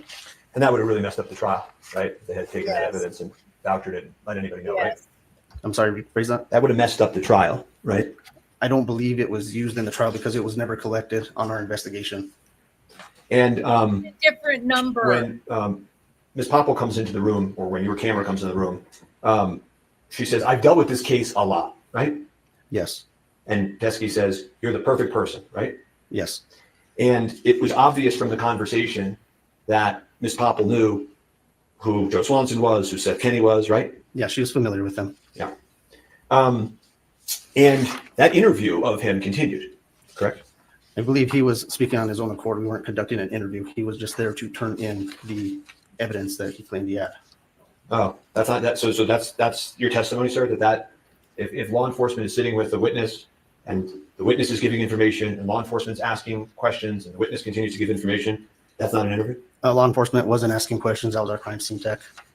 No, not a single question was asked in that entire body cam? I don't believe that I asked a question pertaining to the case other than believing it was evidence that was already part of the Hannah Reed case, and there was already a chain of custody until after he began disclosing where the evidence came from. That's when I learned that it wasn't actually part of that investigation, or it wasn't collected by our agency. It wasn't our actual evidence that was collected. Yeah, he walked in with it, genius. You damn genius. Right, and you know, I don't have all of your police reports for all of your cases every time you get evidence, right? But fair to say sometimes evidence is developed by people coming into the precinct and turning evidence? Correct, yes. Okay. And you write in your report, it should be noted that this is not actual evidence. That's what you write in your report. I believe pertaining to our initial investigation. It should be noted that this is not actual evidence from the death investigation collected by SFSO detectives. That's what you wrote, right? Correct, and it wasn't collected by our detectives for the investigation. The initial investigation. I don't understand that. Can you explain that to me? So the evidence that was brought, I was indicating because we didn't know if it was tied to the investigation. And Detective Hancock asked that we tie it to a separate case number until further investigation could be completed. So I didn't want someone or anyone to assume that it was actually evidence that we collected tied to this investigation. Yeah, well, And so that was at the direction of Detective Hancock? No, I wrote that on my own accord. Well, you may have written that sentence on your own accord, but I think as you just testified, Detective Hancock, who was at the courthouse with Ms. Morrissey at the time, directed you That's to put it right. under a different identification number, correct? Correct, pending further investigation. Okay. You were involved, actually, you're copied on some emails with evidence viewing in this case. I believe so, yes. Right. You have no reason to believe that law enforcement ever showed this evidence to the defense, correct? Correct. I have nothing further for this witness. Oh my God, y'all. All right, this witness is excused. Next witness. This is so pointless. All right. I'm happy to provide information myself. All right, we're going to take a bathroom break and we'll be back in 3:30, okay? Or This judge 3:25, going okay? not Thank for you. bathroom We're in break, recess. but to get a hold of Morrissey. She's fixing to go get into a new one. My goodness gracious alive. Here's what's so horrible about this, y'all. It didn't have to happen. All they had to do was register it in the case and investigate it. That's all they had to do. They engaged in a cover-up, y'all, an ongoing investigation, especially with an influential, rich, and famous person. This is a disaster of epic proportions. This is so pointless. Wow, this is a nightmare. Testify. To me. Now, what? Just a minute. So he's willing, as I understand it, to rest now. Okay. Now, you don't have to say anything under oath if you don't want to. No, I'm happy to. Okay. So not only. Now hold on. What is going on here? We got to get this info. Wait a minute. We're back on the record. The report indicated that you wanted me under oath, and I'm happy to do that. Where would you like me? Well, okay, so just to be clear, you're a witness, okay? So you can say oath or whatever, but are you calling yourself as a witness? Or do you want Mr. Spiro to call you as a witness? It doesn't matter to me. How do you want to do it? I don't think it's necessary, frankly. Okay, Morrissey needs to tread lightly because now there's a legal burden on her back. This is crazy. For this evidentiary record for me to call Ms. Morrissey, I know what happened, the court knows what happened. I don't Okay, think we need anything further. do you want to call yourself as a Sure. witness? No, well, just a minute. So he's willing, as I understand it, to rest now. Okay? Now, What? you don't have to say anything What? under oath if you don't want to. No, I'm happy to. Okay, so not only happy to, What? He literally just tried to save her. Oh my God. I don't, it doesn't matter to me whether you call yourself as a witness. It doesn't matter to the defense whether you call yourself as a witness. So if you're calling yourself as a witness, there's no one here that's requiring you to be called as a witness. The information, everything that happened in this regard, especially as it pertains to me, needs to come out in the public. All right, so you're calling yourself as a witness. And I am, and it was my understanding that the court indicated to me previously that you wanted me to testify. I understand you've now changed your mind. I think it's a good idea if I do it. Where would you like me? Do you want me here at the podium? No, on the Okay, witness. sure. Morrissey is a heifer, man. She is in. All right, Ms. Morrissey voluntarily calling herself as a witness without any requirement by the court to do so, or Mr. Spiro asking her to. Please raise your right hand. Do you swear affirm under penalty of law that the testimony you'll give in this case will be the truth, the whole truth, and nothing but the truth? I do. All right, go ahead. During my investigation of this case and my review of the evidence in this case, I came to understand that there was a large batch of live ammunition that was in the possession of Thel Reed, Hannah Gutierrez's father. I also understood from all of the evidence and testimony that a portion of that batch of ammunition that belonged to Thel Reed was taken by Thel Reed and Seth Kinney to the 1883 cowboy training camp. When that was over, leftover ammunition was taken back to PDQ props. Seth Kinney took some of the ammunition from that container that he had brought back from Texas and turned it into the sheriff's department. And it appeared to me that he did it to try to exonerate himself. They took it from Mr. Kinney and they tagged it into evidence under the Rust case. Law enforcement then executed a search warrant at PDQ props and they took the entire container. And I will say that I do agree, as I recall, although I don't have it in front of me, I do agree that the search warrant didn't really require law enforcement to take everything, but it was my understanding that Mr. Kinney gave them everything so that they would have it and could tag it into evidence. Portions of that ammunition were then sent to the FBI for testing so that they could be compared to the live rounds that were found on the set of Rust.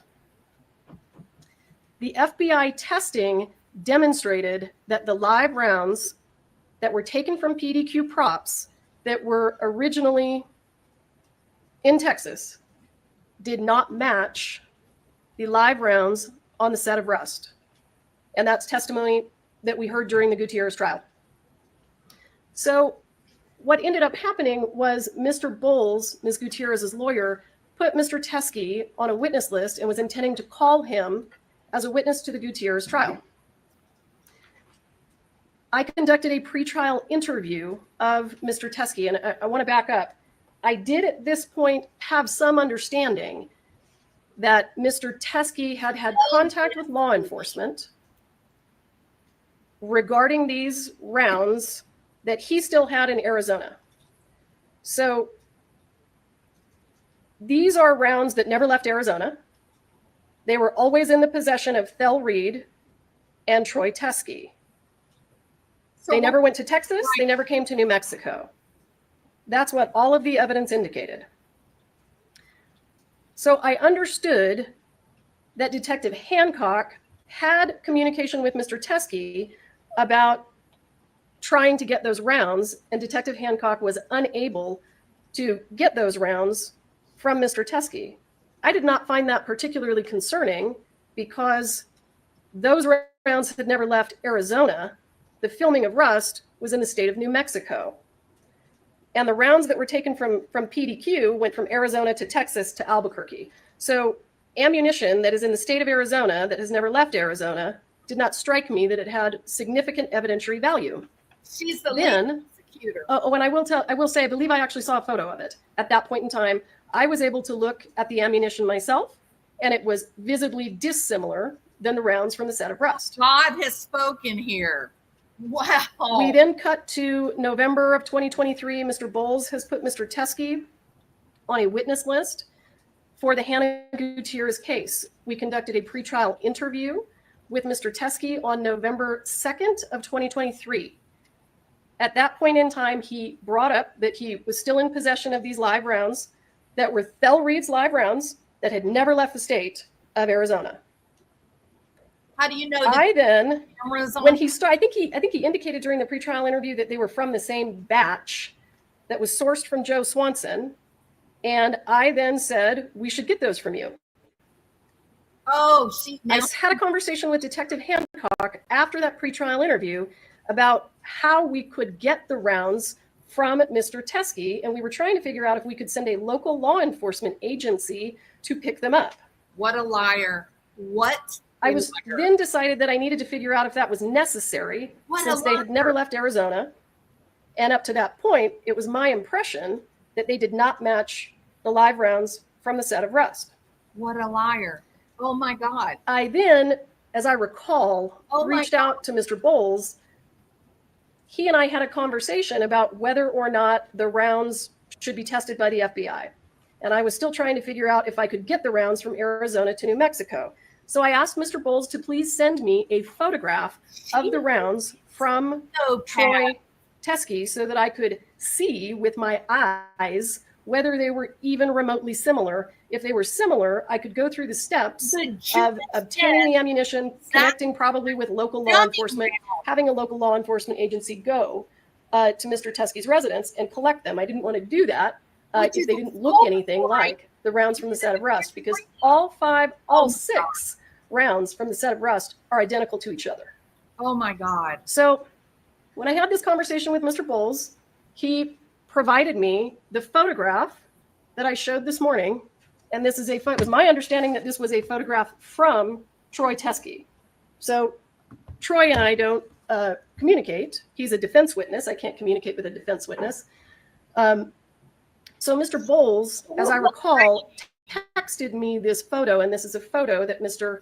Teskey took at my request so that I could determine whether this ammunition was related in any way to the set of Rust, because it never left the state of Arizona. So if it never left the state of Arizona, the only way that it is relevant to the Rust investigation is if it has any similarity to the live rounds that were found on the set of Rust, because we were at that point trying to figure out the source of the live rounds.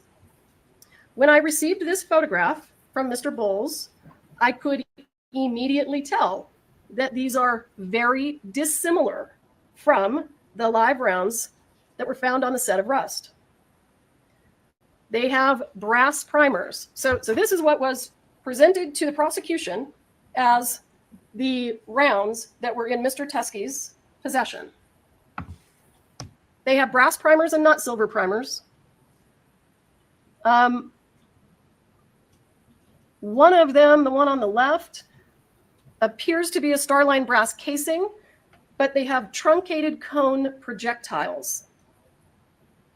We had ammunition ammunition that looked exactly like this, not exactly, but very, very similar. And that ammunition was the ammunition that was collected from the sheriff's department and went to the FBI for testing and was determined not to be similar in any way to the live rounds on the set of Rust.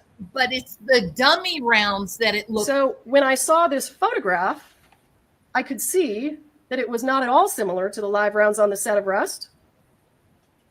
And I decided not to take any steps to collect this ammunition because it was in Arizona, had never come to New Mexico, and didn't match the live rounds on the set of Rust. She's sweating. Look at her forehead.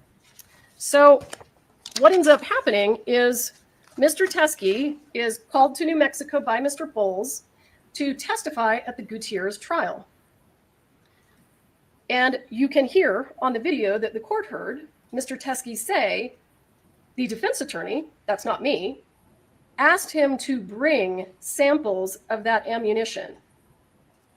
According to Mr. Teskey, he brought the samples of the ammunition, showed them to the defense attorney, and the defense attorney said, I don't want those. I'm not going to use those. And by the way, I'm not going to call you as a witness. So Mr. Teskey sat in court during the trial, and then at some point contacted the deputies downstairs and said, I have this ammunition. So he tried to give it to the defense attorney, who's the person who asked him to bring it. The defense attorney said no. And he then tried to get a hold of Detective Hancock, who was not available because she was with me. So then he ends up going to the sheriff's department and he leaves the ammunition at the sheriff's department. I was contacted, I don't think it was the same day, but I'm not 100% sure. It's possible that it was, by Detective Hancock, and she indicated that Troy Teskey had dropped off ammunition at the sheriff's department. Because I had already asked for a photograph of it, I believed that that ammunition was going to look like the photograph that Mr. Bowles had sent me. Corporal Hancock indicated that she was going to tag them into evidence and she was going to create what she called a doc report. And I said, great, do that. I was not aware at that point in time that a doc report would not have the same case number as Rust. I was not aware at that point in time that it would not be linked to the Rust case number. I understood that he had dropped off ammunition that I believed to not look similar to the ammunition from the set of Rust. And I had no idea that it wasn't going to have the same case number. I want to show the court, though,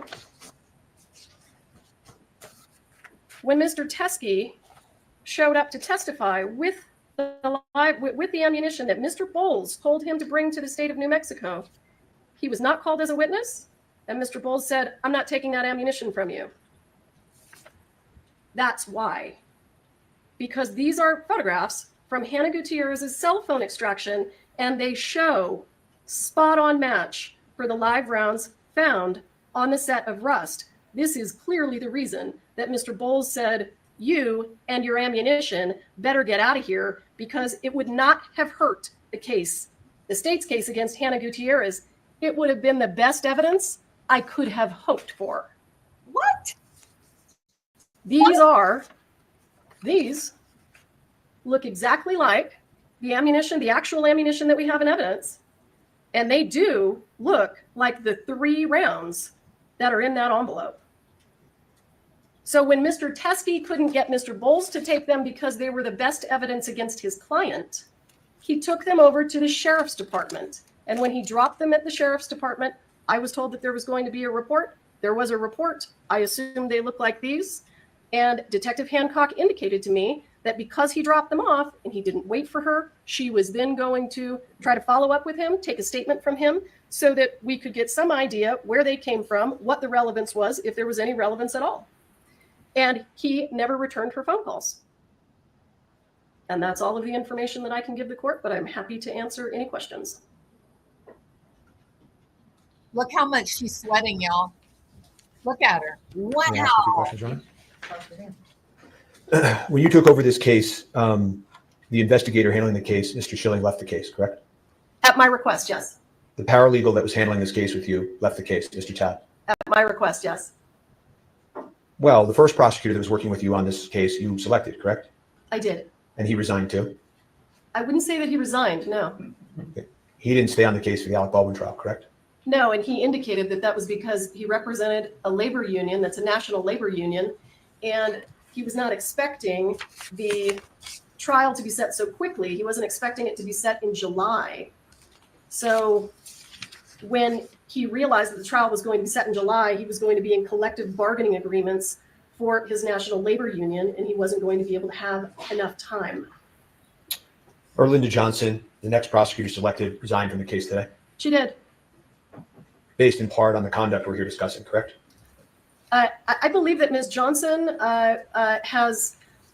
Ms. Johnson didn't want their, my understanding is that she didn't agree with the decision to have a public hearing.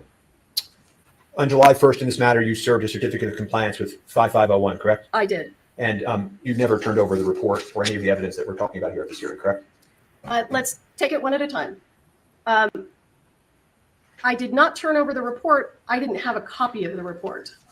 The rounds that were left at the sheriff's department by Troy Teskey, I have absolutely no reason to believe that they are relevant to the incident that took place on the set of Rust. These are rounds that were in the possession of Bell Reed and never left the state of Arizona. You also did not allow the defense to view that evidence at any point during our request to review evidence in this case? I had never seen it, and I didn't realize that it wasn't under the same case number because I'm not a law enforcement officer and I don't work at the sheriff's department. But you are right. And you concede that they are Starline brass silver 45, right? I can. And this is the best evidence against Hannah Gutierrez.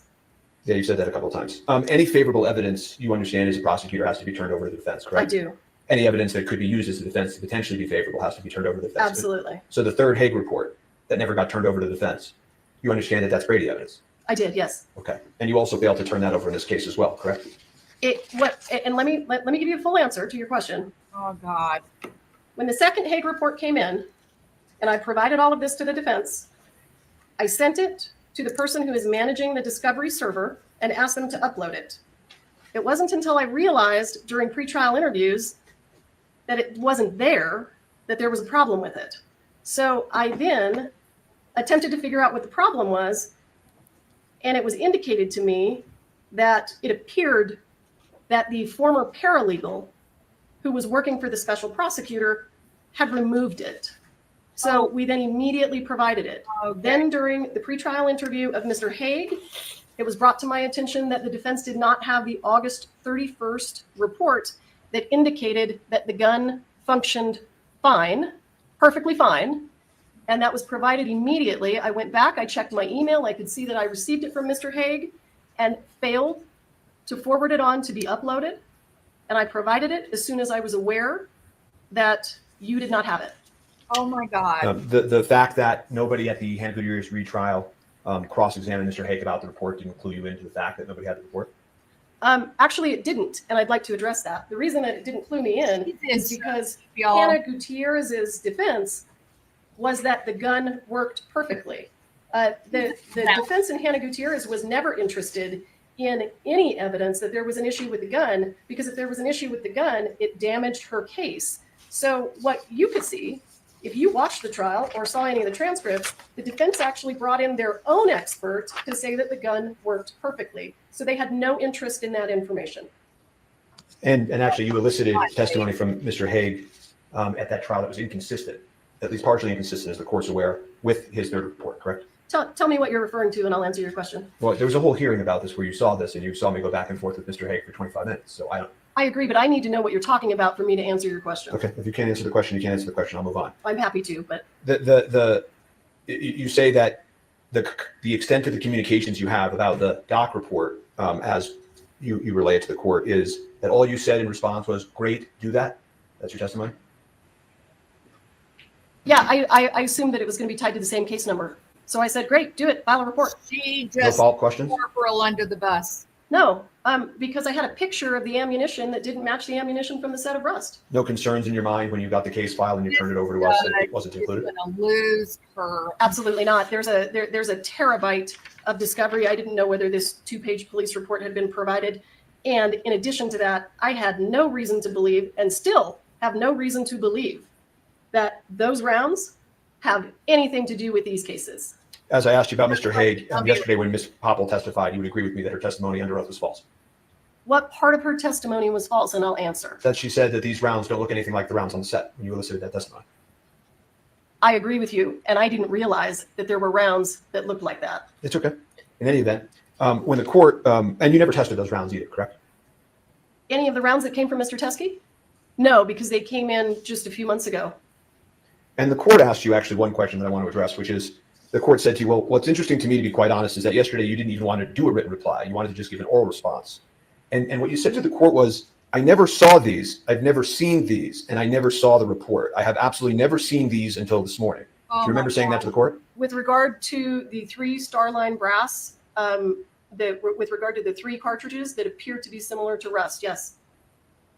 Well, I never saw them until today. Well, but you said also, I never saw the report, right? I never did. Right, but don't you think, given your duty of candor to this court, that that's awfully misleading to not tell the court at that point that you knew about this when it occurred long ago? That I knew about what? You knew that Mr. Teskey had turned in this evidence, that you knew that the report would have existed because you just told this court that the doc report was okayed by you. Sure. Don't you think it was misleading to this court to not just say at that point, just so you know, I know about this. I knew about this then. I was involved. I did not intend to mislead the court. My understanding of what was dropped off at the sheriff's department is on this computer screen, and it looks absolutely nothing like the live rounds from the set of Rust. The truth of this matter is, you don't like Mr. Baldwin very much, do you? You know, that is absolutely untrue. I actually really appreciate Mr. Baldwin's movies. I really appreciated the acting that he did on Saturday Night Live, and I really appreciate his politics. You told one of the witnesses who disagreed with you during an interview that you thought Mr. Baldwin was a cocksucker. I do not recall saying that. I know that that was something that Mr. Baldwin would say on the set of Rust. I don't recall saying that. Do you deny that under oath? Don't do Without having more information, I can tell you that I do not recall ever saying that. And if I did say it, I invite you to point it out to me. You called him an arrogant prick to another witness. To who? To what witness? I'm asking you, did you call him an arrogant prick during a witness interview? I don't believe I did. I don't recall. You deny that? Without knowing what you're talking about? All I can tell you is that I can't respond if I don't know what you're talking about. And you said also to witnesses that you would teach him a lesson. I never said to witnesses that I would teach them a lesson. Absolutely not. In fact, Mr. Spiro, I want to give a full response to your question. Oh my God. I made every effort in this case to resolve this case with your client in a very favorable way for him. All right, I'm going to move to strike this. It's not responsive. Yeah, it is Well, I responsive. don't want to talk about plea negotiations. Yeah, and it's not responsive. So I have no further All right, do you have any follow-up testimony? All I, right. I want to say I have no recollection of calling him any of those names. I have invited the defendant to tell me what he's talking about, and he has declined. I want the court to take notice of that. My God, this woman is Thank you. so You may arrogant. sit down. Oh my God. Oh my. All right, any other witnesses? No, Your Honor. All right, argument, let's not, Oh my God. 15 minutes aside sufficient? I don't even think that that's necessary, frankly. Do you want to make argument? Further argument. All right. I don't think either side needs further argument. All right.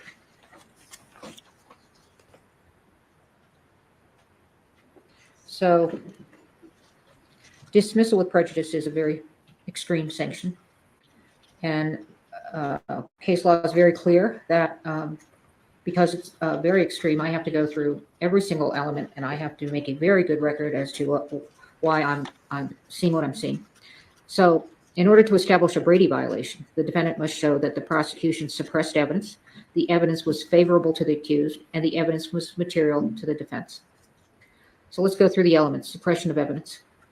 The definition of suppression of elements, this is Case versus Hatch, is while the first element requires proof that the prosecution suppressed or withheld the evidence in question, it does not require a finding of bad faith or any other culpable state of mind on the part of the prosecutor. Oh my God. This prong is satisfied. The Santa Fe County Sheriff's Office and the prosecution failed to disclose the supplemental report to defense and provide defense an opportunity to inspect the rounds collected into evidence. Oh that my Mr. Teskey God. gave. Is the evidence favorable to the accused? The second Brady element is whether the suppressed evidence was favorable to the accused, either as impeachment or exculpatory evidence. This prong is satisfied. The suppressed evidence is favorable to the accused. It is impeachment evidence, has even been offered in this trial as impeachment evidence, and is potentially exculpatory to the defense.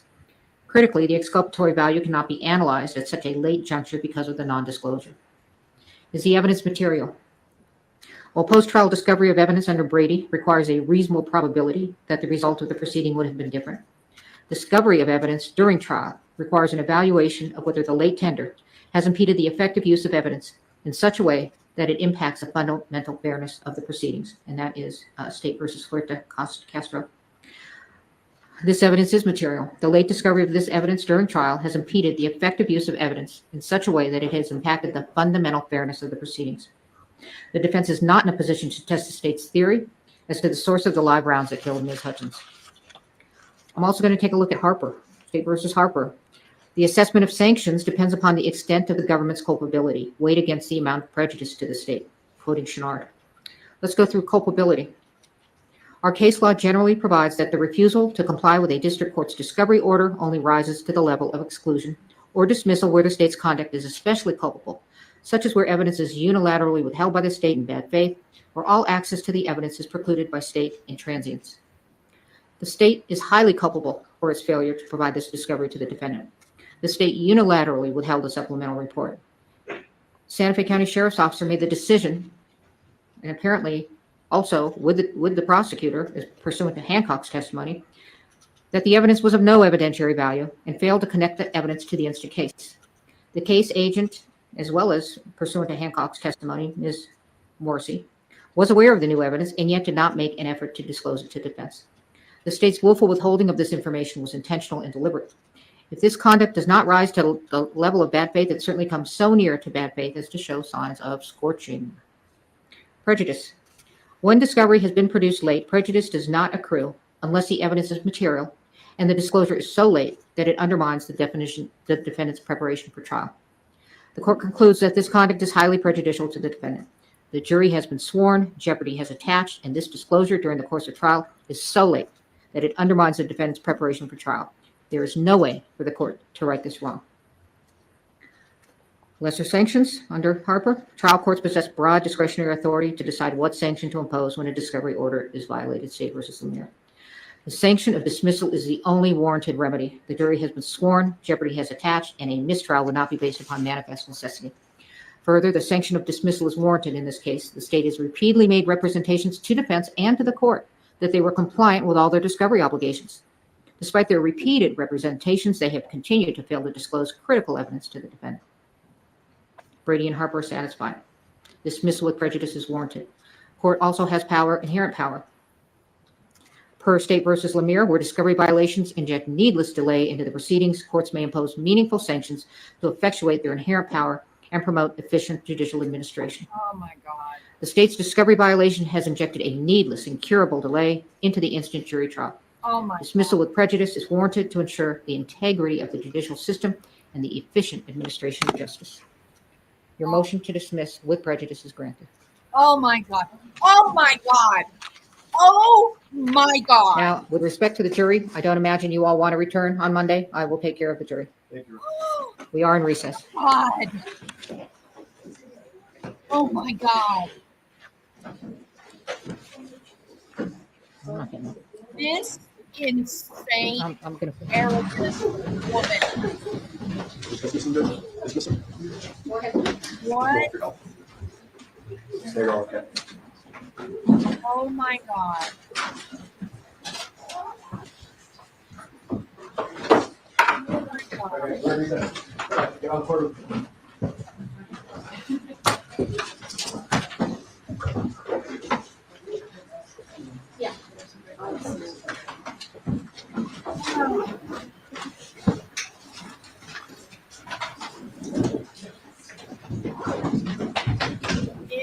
Incredible. Stunning.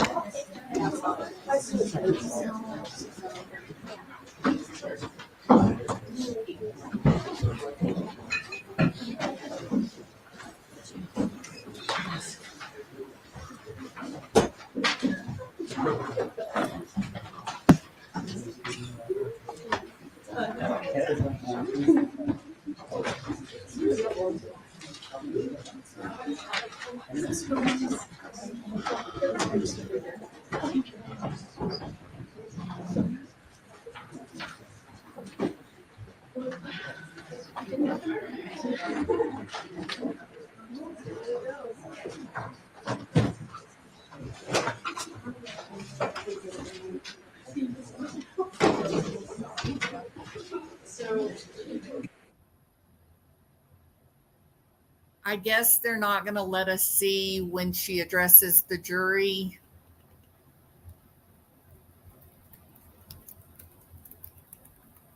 I am reeling.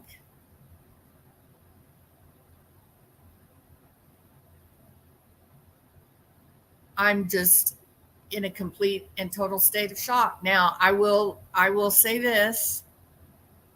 Here's the worst part of it, people. It is dismissed without prejudice. They cannot bring it back. It's this judge, this is her final say. They cannot reopen the case. It's done. It is settled because this prosecutor revealed herself to be so unethical. They are going to overturn Hannah Gutierrez Reed. That is next. This prosecutor,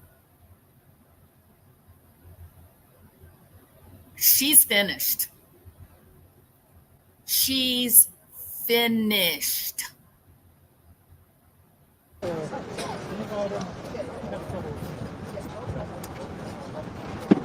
Oh, there'll be no retiring now. Dead in the water. What do they say?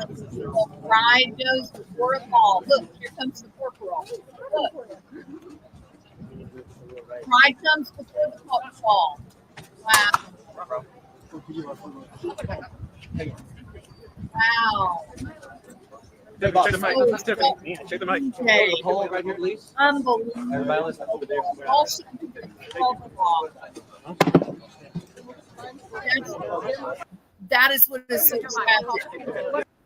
All she had to do was follow the damn rules, because the truth is that particular bit of information or evidence probably was a big nothing burger. It was probably planted by the defense, because the defense attorney knew that this woman was unethical. He predicted that this is exactly what she would do. All she had to do, I'm telling you guys, follow your ethics, follow your law.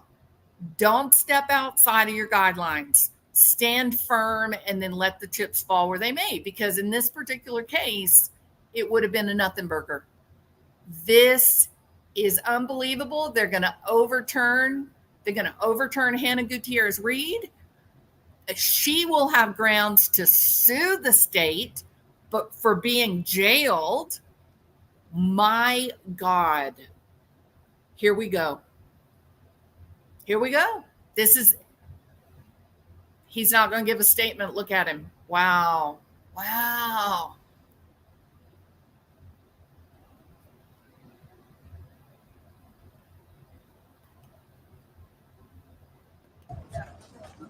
Well, that didn't work out. All right. Well, that is the defense team too, or just us? I'm the defense. Are you kidding? That was the right thing to do. We declined to talk. That was exactly the right thing to do, not give a statement, because in the reality is there's a dead woman. It's up to you, Alex. If you grab the mic or just wait. Who is his friend. Remember, he was friends with her and their family before this happened. And I don't think this is going to be the end of it. I think they're going to really do an investigation where that evidence came from, because the bullets look exactly like the dummy rounds. That is exculpatory to Hannah Gutierrez Reed. This is, and then remember the muddy shake, rattle? It looks like someone intentionally modified those bullets. Wow. This is horrible. Horrible. Follow your ethics, people. Know your laws that govern your license. Follow your professional ethics. Don't wander not an inch outside it, because those guidelines, they protect your ass from just what we just saw. She needs to be in jail, Kelly. And the judge tried to save her. The judge tried to save her, as well as the defense attorney. Her own attorney tried. They all said the same thing. Don't testify. Don't testify. I'll rest my case right now. They all knew what was about to happen, except the woman so overbloated with pride and arrogance. I don't even think she even now has any idea exactly what she did. Man, this is crazy. All right. Wow. Well, who would have thought? Who would have ever predicted this? This is just, I don't know. Always be honest, no matter what. Absolutely. Alma said Alec was sobbing when the judge read the verdict. Man alive. Good gracious. And that judge is not finished with this prosecutor, I promise. That judge is going to come for her. You watch. There's no telling how much money that county has spent on this prosecution. No telling. No telling. Wow. Well, there you have it, peeps. All right, let me be quiet now. Because it's very extreme, I have to go through every single element, and I have to make a very good record as This to was the verdict. why I'm seeing what I'm seeing. So, in order to establish a Brady violation, the defendant must show that the prosecution suppressed evidence, the evidence was favorable to the accused, and the evidence was material to the defense. So let's go through the elements. Suppression of evidence. I'm not going to play that all again. That's what we've already listened to. I do have something that I've got to go do. Oh yeah, Jackie Blue, you got to rewatch this. This was crazy. Crazy. Emily D. Baker is losing her mind. This is the craziest thing that I've seen in a court of law. Crazy. All right, I gotta go. How to end your career in one lazy afternoon. Absolutely, DB. She burned that book. Absolutely. Good gracious. I think he genuinely cared about Hutchins. You can see his reaction when law enforcement told him she didn't make it. Yeah, he was friends with her and her family. They went out to eat together. They vacationed together. They were good friends. So he didn't do, there was no malice. Now, was he reckless? Probably. They probably could have gotten a conviction. But you got to follow your ethics and the law, no matter who you are, no matter what level of professionalism. Those guidelines, those ethical guidelines, those licensure laws, they are there to keep you safe and to keep the general public safe. Hold them like they are your Bible. Follow them to the absolute T. No fudging. She got up there on that stand and fudged and lied and disregarded and minimized. She looked ridiculous. Man, just, well, tonight when I get ready for bed, I'm going to go back and I'm going to listen to Emily's whole stream. This was so crazy. So crazy. Thank you, Alma. For those of you that watched with me, thank you. I know I talked a lot. I shouldn't have, but I just was in a state of shock what we were all witnessing. Just shock, just shock. So, all right, I got to go. You guys are amazing. If I were y'all, I'd go over to Emily D. Baker and watch from the beginning of today. And then we'll talk about it when I come back later, okay? All right, it's great to see y'all. Thank y'all so much for sharing this. We bonded. We bonded over the weirdness, the crazy. It is crazy, Kelly. And it's without prejudice, done. Can't bring charges. It's finished now. All right. Y'all have a good afternoon. Talk to you later. Bye.